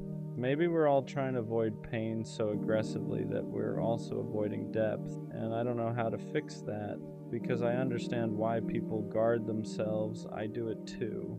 After enough disappointment, you start building armor. But armor blocks connection just as much as it blocks harm. And that's the dilemma. How do you stay open in a world that keeps showing you how easy it is to be replaced? How do you trust when you've seen how quickly people move on? How do you believe in permanence when everything feels temporary? Those questions don't have easy answers. And that's why sometimes it feels easier to just say, love doesn't work anymore. Because admitting it feels broken, feels safer than admitting you're still hoping it does. And maybe that's the truth. Maybe I don't actually think love is broken. Maybe I'm just scared that I won't find someone who approaches it the way I do. Someone who values depth over dopamine, stability over sparks, consistency over chaos. Because if that kind of person still exists, then maybe love still works. It's just rare. And rare feels invisible when you've only experienced the opposite. So maybe love isn't broken. Maybe the way we approach it is. And maybe the real challenge isn't finding love. It's finding someone who isn't playing defense the whole time. Because love can't work if both people are preparing for it to fail. It only works when both decide to build, not brace. And that's what I'm still trying to believe. I think what really makes me say love doesn't work anymore is how disposable everything feels. Nothing feels permanent. Not feelings, not promises, not even history. You can spend months building something with someone. Routines, memories, habits, inside jokes, and then one day it's like it never happened. They move on, they reset, they rebrand their life without you in it, and you're left sitting there wondering how something that felt so real could be treated so lightly. It makes you question whether permanence even exists anymore. Because love used to mean endurance. It used to mean working through discomfort. It used to mean fighting for connection when things got complicated. Now it feels like the moment things feel heavy, people exit. The moment conflict shows up, people reconsider. The moment effort is required consistently, people get tired, and I'm not saying everyone is like that. But it's common enough that it starts to feel normal, and when something unhealthy becomes normalized, you start adjusting your expectations, you start lowering standards without even realizing it. You start telling yourself, maybe this is just how it is now, maybe I'm expecting too much, maybe stability is unrealistic. And that's the dangerous part, because once you start believing depth is unrealistic, you start accepting less than you deserve. You start settling for half effort, half commitment, half presence, and half love never feels secure. It feels temporary. It feels like you're constantly on probation. Like, you have to maintain value instead of simply being valued, and that's exhausting. Love shouldn't feel like an audition. It shouldn't feel like you're being evaluated weekly. It shouldn't feel like you're one mistake away from being replaced, but that's what modern dating culture does. It keeps everyone slightly disposable because there's always another option, and options change the psychology of commitment. Now, when people feel like there's endless supply, they don't invest deeply. They sample, they test, they compare, they upgrade, and depth requires focus. You can't build something meaningful if you're constantly scanning the horizon. And I'm tired of feeling like depth is rare, like loyalty is rare, like emotional maturity is rare. Because if those things are rare, then sustainable love becomes rare too. And when something becomes rare, it starts feeling mythical, like a concept instead of a reality. And I don't want love to feel mythical. I want it to feel grounded, attainable, real. But it's hard to believe in that when everything around you looks temporary. It's hard to stay optimistic when you've watched people replace long-term connections in weeks, when you've seen loyalty get overlooked for excitement, when you've seen communication get labeled as too intense. It makes you question if the qualities you value are even appreciated anymore. And I refuse to become colder just to survive in this environment, but sometimes I understand why people do. Because caring fully feels risky, showing up fully feels vulnerable, and vulnerability feels unsafe when you've seen how quickly people pivot. So instead of opening fully, people guard. Instead of committing deeply, people hesitate. Instead of building, people browse. And browsing never creates attachment, it creates distraction. So maybe love doesn't feel like it works anymore, because too many people are browsing instead of building. Too many people are entertaining instead of committing. Too many people are protecting themselves instead of participating fully. And when both people are slightly guarded, slightly detached, slightly prepared to leave, the connection never roots deeply, it stays surface level. And surface level love doesn't survive pressure. It collapses the moment something real tests it, and that collapse reinforces the belief. See, love doesn't work, but maybe love isn't failing, maybe it's just not being handled properly, maybe it requires two people who are equally tired of games, equally tired of ego, equally ready to stop scanning and start building, and that combination is rare, not impossible, just rare. And when something is rare, it takes time to find. But when you've already waited, already invested, already tried, it's hard not to feel discouraged. It's hard not to say, maybe this just doesn't work anymore. Because hope feels heavy when you've carried it through disappointment repeatedly. Still, there's a small part of me that refuses to fully give up, not because I haven't been hurt, but because I know what depth feels like, and I know I'm capable of giving it. So maybe love doesn't feel broken, maybe it just feels misaligned. Maybe I haven't met someone operating at the same level yet, and maybe love only doesn't work when one person is building and the other is browsing. And next time I won't settle for someone who's just browsing, because I'm done treating love like something experimental. I want something intentional, and if that's rare, then I'll wait, but I won't pretend that what's common right now feels functional, because it doesn't, and that's why sometimes it feels broken. Another reason I feel like love doesn't work anymore is because nobody seems patient enough for it. Real love is repetitive. It's waking up and choosing the same person on regular days, not just exciting ones. It's having conversations that aren't aesthetic. It's working through misunderstandings. It's sitting in awkward silence sometimes. It's resolving conflict instead of avoiding it. And patience feels rare now.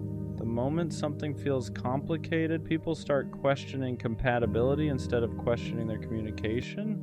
The moment effort feels required, people start asking if there's someone easier. The moment discomfort shows up, people confuse it with wrong person.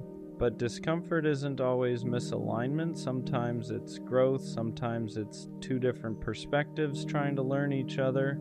And learning takes time, but time feels expensive in a world where attention is cheap. It's easier to restart with someone new than it is to repair with someone familiar. It's easier to chase a fresh high than maintain steady connection. It's easier to scroll than sit, and when everything around you reinforces immediacy, patience feels outdated. But love has never been immediate. It starts fast sometimes, and sure, but it sustains slowly. And sustainability isn't exciting, it's disciplined, it's structured, it's built. And I think a lot of people want the feeling of falling in love, but not the responsibility of staying in love. Falling is automatic, staying is intentional, falling feels magical, staying feels deliberate, and deliberate takes effort, and effort feels optional now. That's what makes it feel broken. Because if two people aren't equally patient, equally committed to working through friction, the relationship never stabilizes. It stays fragile, and fragile things shatter easily. Then everyone says, see, it didn't work, but maybe it didn't work because it was never given time to become strong. You can't plant something and expect it to grow overnight, but people expect emotional security immediately. They expect certainty quickly. They expect perfection early, and when reality shows flaws, they exit instead of adjusting. And after experiencing that enough times, you start questioning whether anyone actually stays long enough to build something durable. It's exhausting to be the only one willing to sit in discomfort and talk it through.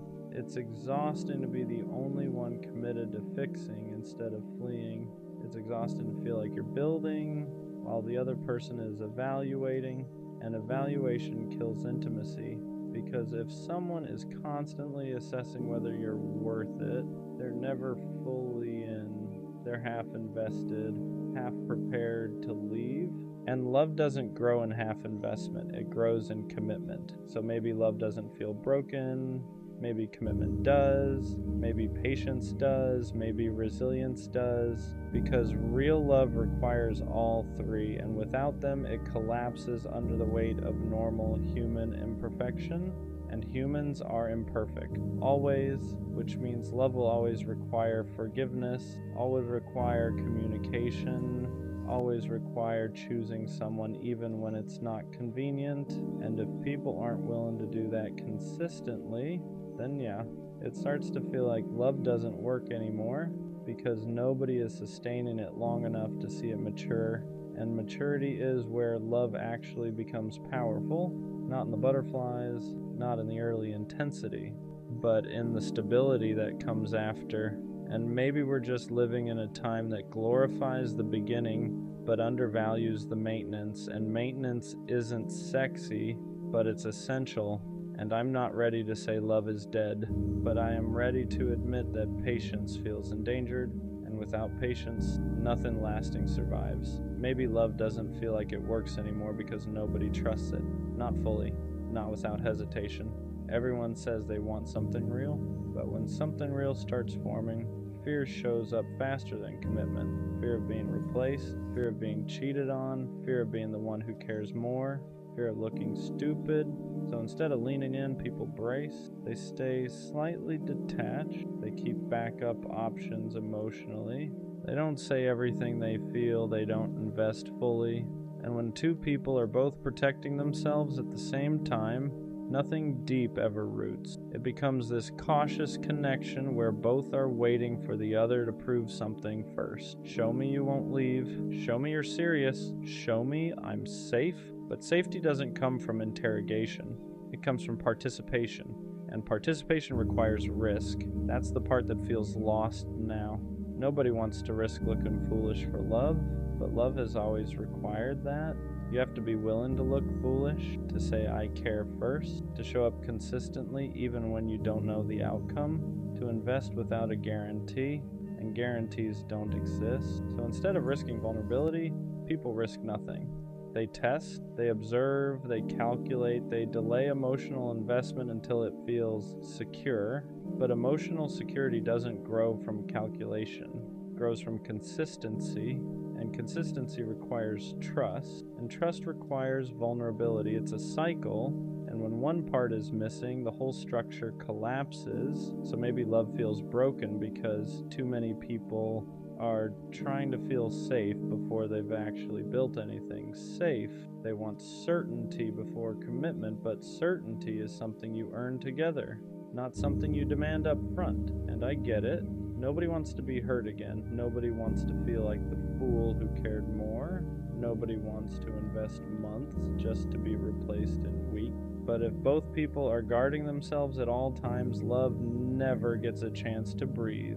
It suffocates under suspicion, it weakens under ego, it dissolves under comparison, and comparison is everywhere now. We compare partners to people online, we compare relationships to curated timelines, we compare our connection to someone else's highlight reel, and comparison erodes gratitude.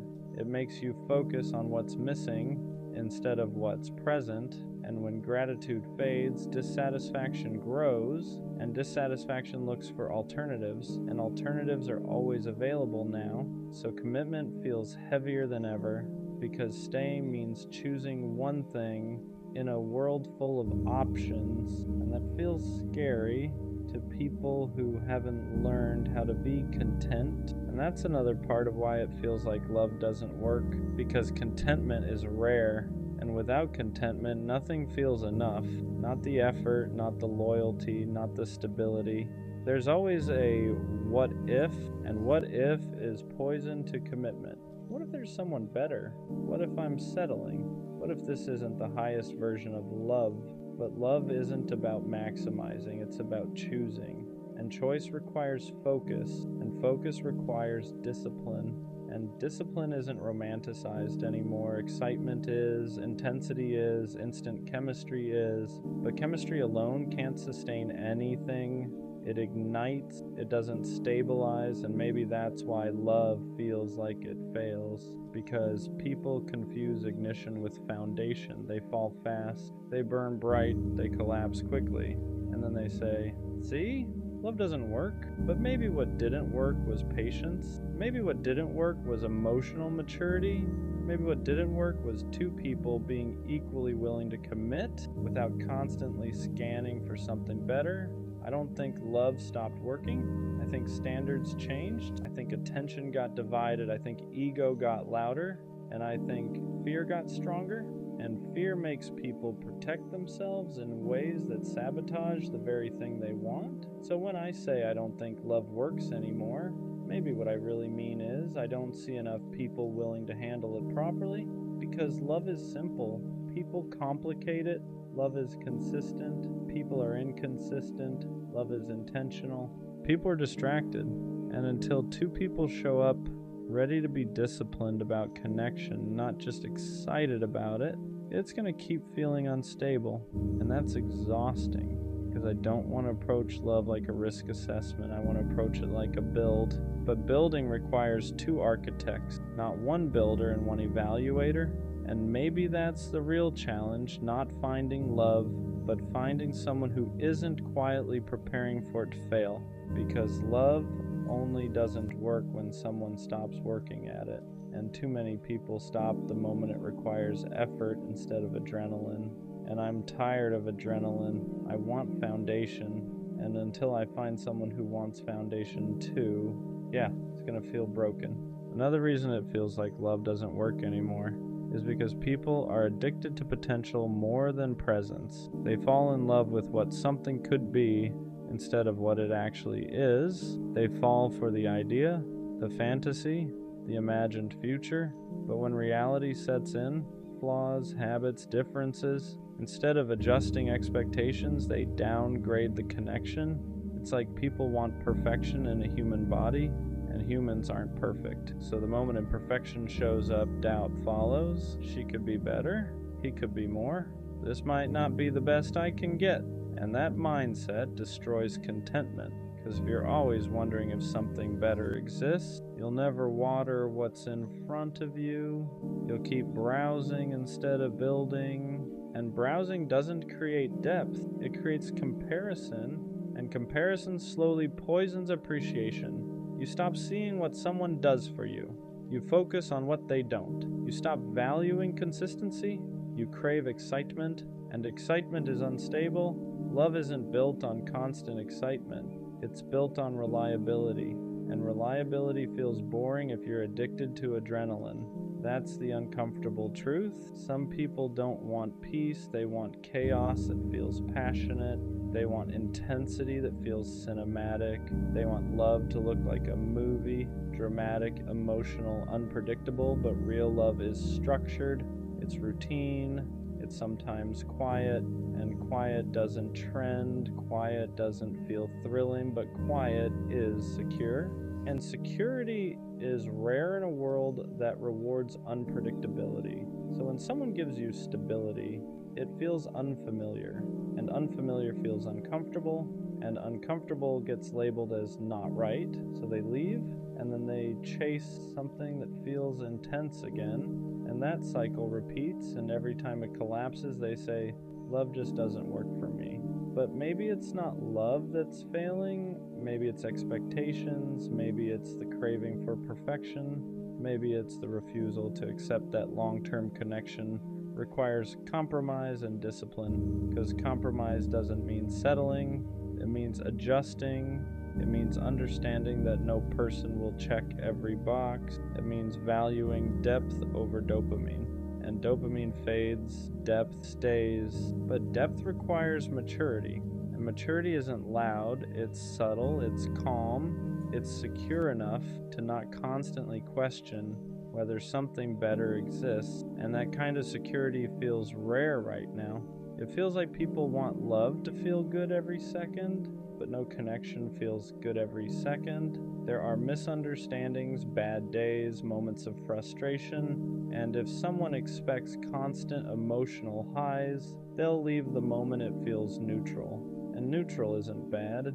Neutral is stable, but stability doesn't give you butterflies, it gives you peace, and peace feels unfamiliar in a culture addicted to stimulation. So yeah, sometimes it feels like love doesn't work anymore because people don't recognize it. When it's calm, they mistake chaos for chemistry. They mistake unpredictability for passion, they mistake anxiety for attraction, and healthy love doesn't feel anxious, it feels steady. But if someone's nervous system is used to chaos, steady feels boring, and boring feels wrong, so they leave something stable for something intense. And intensity fades, and the cycle repeats, and that repetition creates the illusion that love is broken. But maybe what's broken is the way people define it. Maybe love hasn't changed, maybe we have, maybe we expect too much fantasy and not enough responsibility. Maybe we want effortless depth, but depth is never effortless. It's built, maintained, protected, and protection requires discipline, and discipline isn't romanticized anymore. But without it, nothing lasts. Well, maybe love still works, but only for people who understand that it's not supposed to feel like fireworks forever. It's supposed to feel like foundation, and foundation doesn't crumble at the first sign of imperfection. It strengthens when both people decide to reinforce it. And that's the part that feels rare, not love, but two people equally ready to treat it like something sacred instead of something optional. And until that alignment happens, yeah, it's gonna keep feeling broken. And sometimes I wonder if the reason love feels broken is because people are more afraid of vulnerability than they are of loneliness. Loneliness is uncomfortable, but vulnerability feels dangerous. Loneliness just feels empty.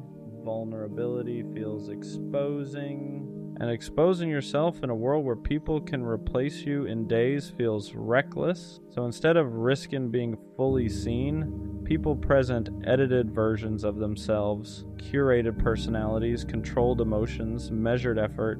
And when two curated versions try to connect, the connection stays surface level, because depth only forms when masks come off. And masks are safer.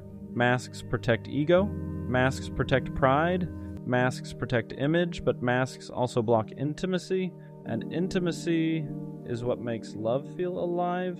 Without intimacy, you're just sharing space, and shared space isn't the same as shared depth. Maybe love feels broken because nobody wants to be the first one to remove the armor. Nobody wants to be the one who says, I care, without knowing if it'll be reciprocated.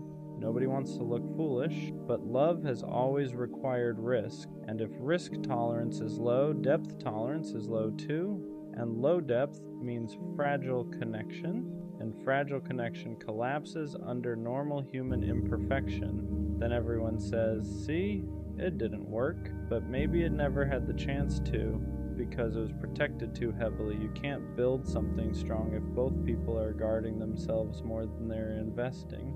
And that guarding energy feels everywhere now. It feels like people are in relationships half committed, half prepared to exit. Always scanning, always evaluating, always calculating, and calculation kills spontaneity. It kills surrender. It kills the soft parts of love, because soft parts require trust, and trust requires time, and time requires patience, and patience feels scarce. So people rush into feelings but hesitate into commitment. They want intensity without obligation, connection without responsibility, attention without accountability, and that imbalance makes everything unstable, because love isn't just emotion. It's discipline, it's consistency when things feel normal, it's showing up when excitement fades, and showing up isn't glamorous, but it's powerful, and maybe we forgot that. Maybe we've glamorized beginnings and neglected maintenance. Maybe we've romanticized sparks and ignored structure. And when structure isn't present, collapse feels inevitable. So love starts to feel broken, not because it doesn't exist, but because it isn't being handled with care. And care requires emotional maturity. And emotional maturity isn't common. It's developed, and development requires self-awareness, and self-awareness requires reflection, and reflection requires sitting with discomfort, and a lot of people avoid discomfort at all costs. So instead of reflecting, they replace. Instead of adjusting, they exit. Instead of building, they restart, and restarting feels easier than repairing. But restarting resets the lesson too, and the cycle continues. And after watching enough cycles, it's hard not to feel like love is just temporary. Like everything eventually fades, like no one really stays. But maybe the problem isn't love. Maybe it's our attention spans. Maybe it's our tolerance for imperfection. Maybe it's our fear of being fully seen. And maybe love only works when two people are brave enough to risk looking foolish for it, brave enough to commit without constant comparison, brave enough to stay when it's not cinematic, brave enough to build when it's not exciting. And that kind of bravery feels rare, but rare doesn't mean non-existent, it just means selective. And maybe the reason love feels broken to me is because I've seen too much avoidance and not enough bravery. But that doesn't mean bravery doesn't exist. It just means I haven't experienced it consistently yet. And that's frustrating, but frustration doesn't equal impossibility. It just means the standard is high, and high standards take time to align with. So maybe love isn't broken, maybe it's just misused. And until two people approach it with equal discipline and equal depth, it's going to keep feeling unstable. But I still believe, even if it's quiet belief now, that real love requires courage. And courage isn't loud, it's consistent. And when I find someone consistent enough to stay through discomfort instead of running from it, maybe it won't feel broken anymore. Maybe it'll finally feel built.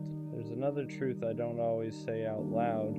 Sometimes when I say I don't think love works anymore, what I really mean is I'm scared to believe in it again. Because believing in it requires hope, and hope is heavy when you've watched things fall apart more than once. It's easier to say love is broken than to admit you're afraid of being hurt again. It's easier to act detached than to admit you still want something real. It's easier to lower expectations than to risk disappointment. But the reason it still frustrates me so much is because I do believe in depth, I believe in loyalty, I believe in consistency, I believe in choosing someone and actually staying. So when I look around and see temporary everywhere, it feels like I'm out of place, like I'm built for something that isn't common anymore. And that can make you feel isolated because you start wondering if you're unrealistic, if you expect too much, if maybe you're the one who needs to adapt. But adapting to a culture that treats connection lightly feels like losing something essential, and I don't want to lose that.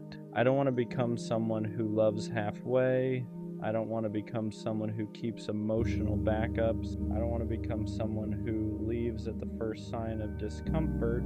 But when you keep getting hurt for caring deeply, you start questioning if depth is sustainable. You start questioning if maybe emotional availability is a liability. And that's where it starts to feel broken, because when emotional maturity feels like a disadvantage, something is misaligned. If being honest gets you labeled as too intense, if being consistent gets you labeled as too predictable, if being loyal gets you taken for granted, then it feels like the traits that build love aren't valued anymore, and that's exhausting. Because I don't want to play a game where detachment wins. I don't want to pretend I don't care just to maintain power. I don't want to approach relationships strategically. I want to approach them intentionally. And intentional love requires two people who are equally committed to depth, not one person building and one person browsing, not one person healing and one person distracting, not one person fighting and one person evaluating, two people building together. And maybe that's why it feels broken, because alignment like that feels rare, not because it doesn't exist, but because it requires both people to be self-aware enough to recognize what they're building. And self-awareness takes work, and not everyone does the work. But here's something I'm slowly realizing. Just because I haven't experienced that alignment consistently doesn't mean it doesn't exist. It just means I haven't found someone operating at the same emotional frequency yet. And maybe love doesn't feel like it works because I've been encountering people who are still figuring themselves out, still healing, still exploring, still distracted, and there's nothing wrong with that. But if two people aren't equally ready, love will always feel unstable. So maybe love isn't broken, maybe timing is, maybe readiness is, maybe emotional maturity is, and that's a different problem than love itself. Because love, real love, still requires the same ingredients it always has: trust, patience, consistency, effort, communication, choice. Those haven't changed. What's changed is how many people are willing to commit to them long term. And that's what makes it feel fragile, but fragile doesn't mean impossible. It just means selective. And maybe the reason it feels broken is because I haven't experienced the selectivity paying off yet.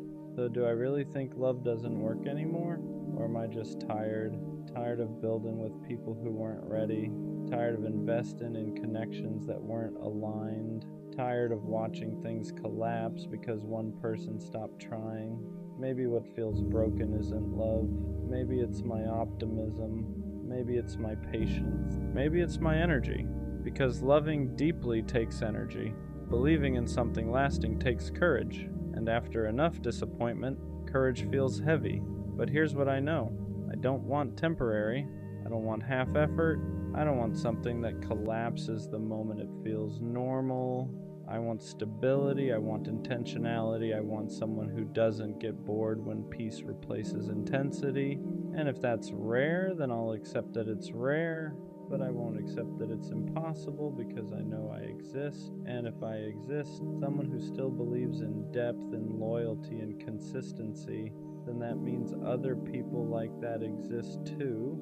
Maybe love doesn't feel like it works because it's not common anymore, but uncommon doesn't mean extinct. It just means it requires discernment. It requires patience. It requires walking away from people who treat connection casually.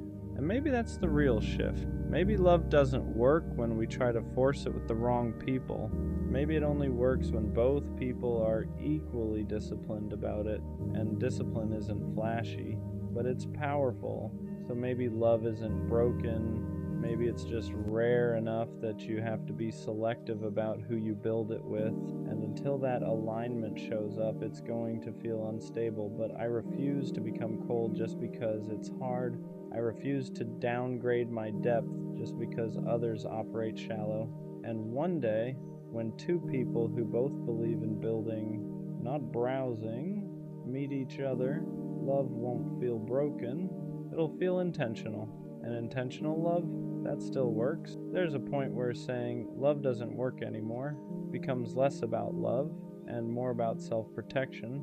Because if I convince myself it's broken, then I don't have to risk it again. If I label it dysfunctional, I don't have to open up. If I tell myself everyone leaves, then no one can surprise me when they do. It becomes armor. And armor feels safer than hope. Hope requires vulnerability. Hope requires believing someone will show up differently than the last person did. Hope requires trusting that the next connection won't collapse the same way the others did. And that's hard because patterns create expectations. If you've seen inconsistency enough times, you start expecting it. If you've been replaced quickly, you start bracing for it. If you've watched effort go unmatched, you start rationing yours. And slowly, without even noticing, you stop loving the way you used to. You become careful, measured, guarded. You don't say everything you feel. You don't invest as quickly. You don't attach as deeply.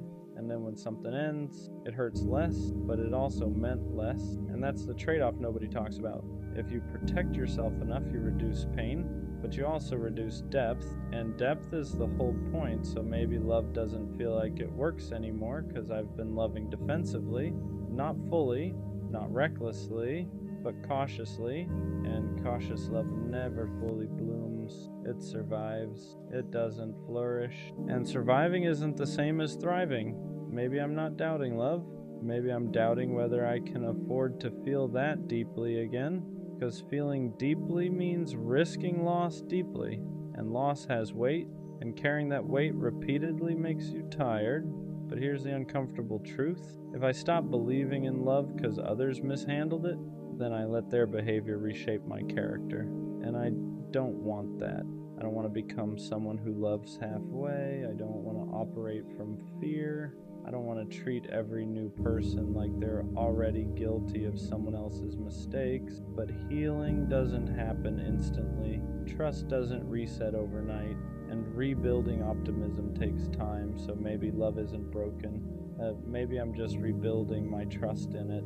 Maybe what feels like cynicism is actually exhaustion. Maybe what feels like disbelief is actually disappointment that hasn't fully healed, because when I'm honest with myself, I still want depth. I still want consistency. I still want something stable and intentional. If I truly believed love didn't work anymore, I wouldn't still crave it. I wouldn't still think about it.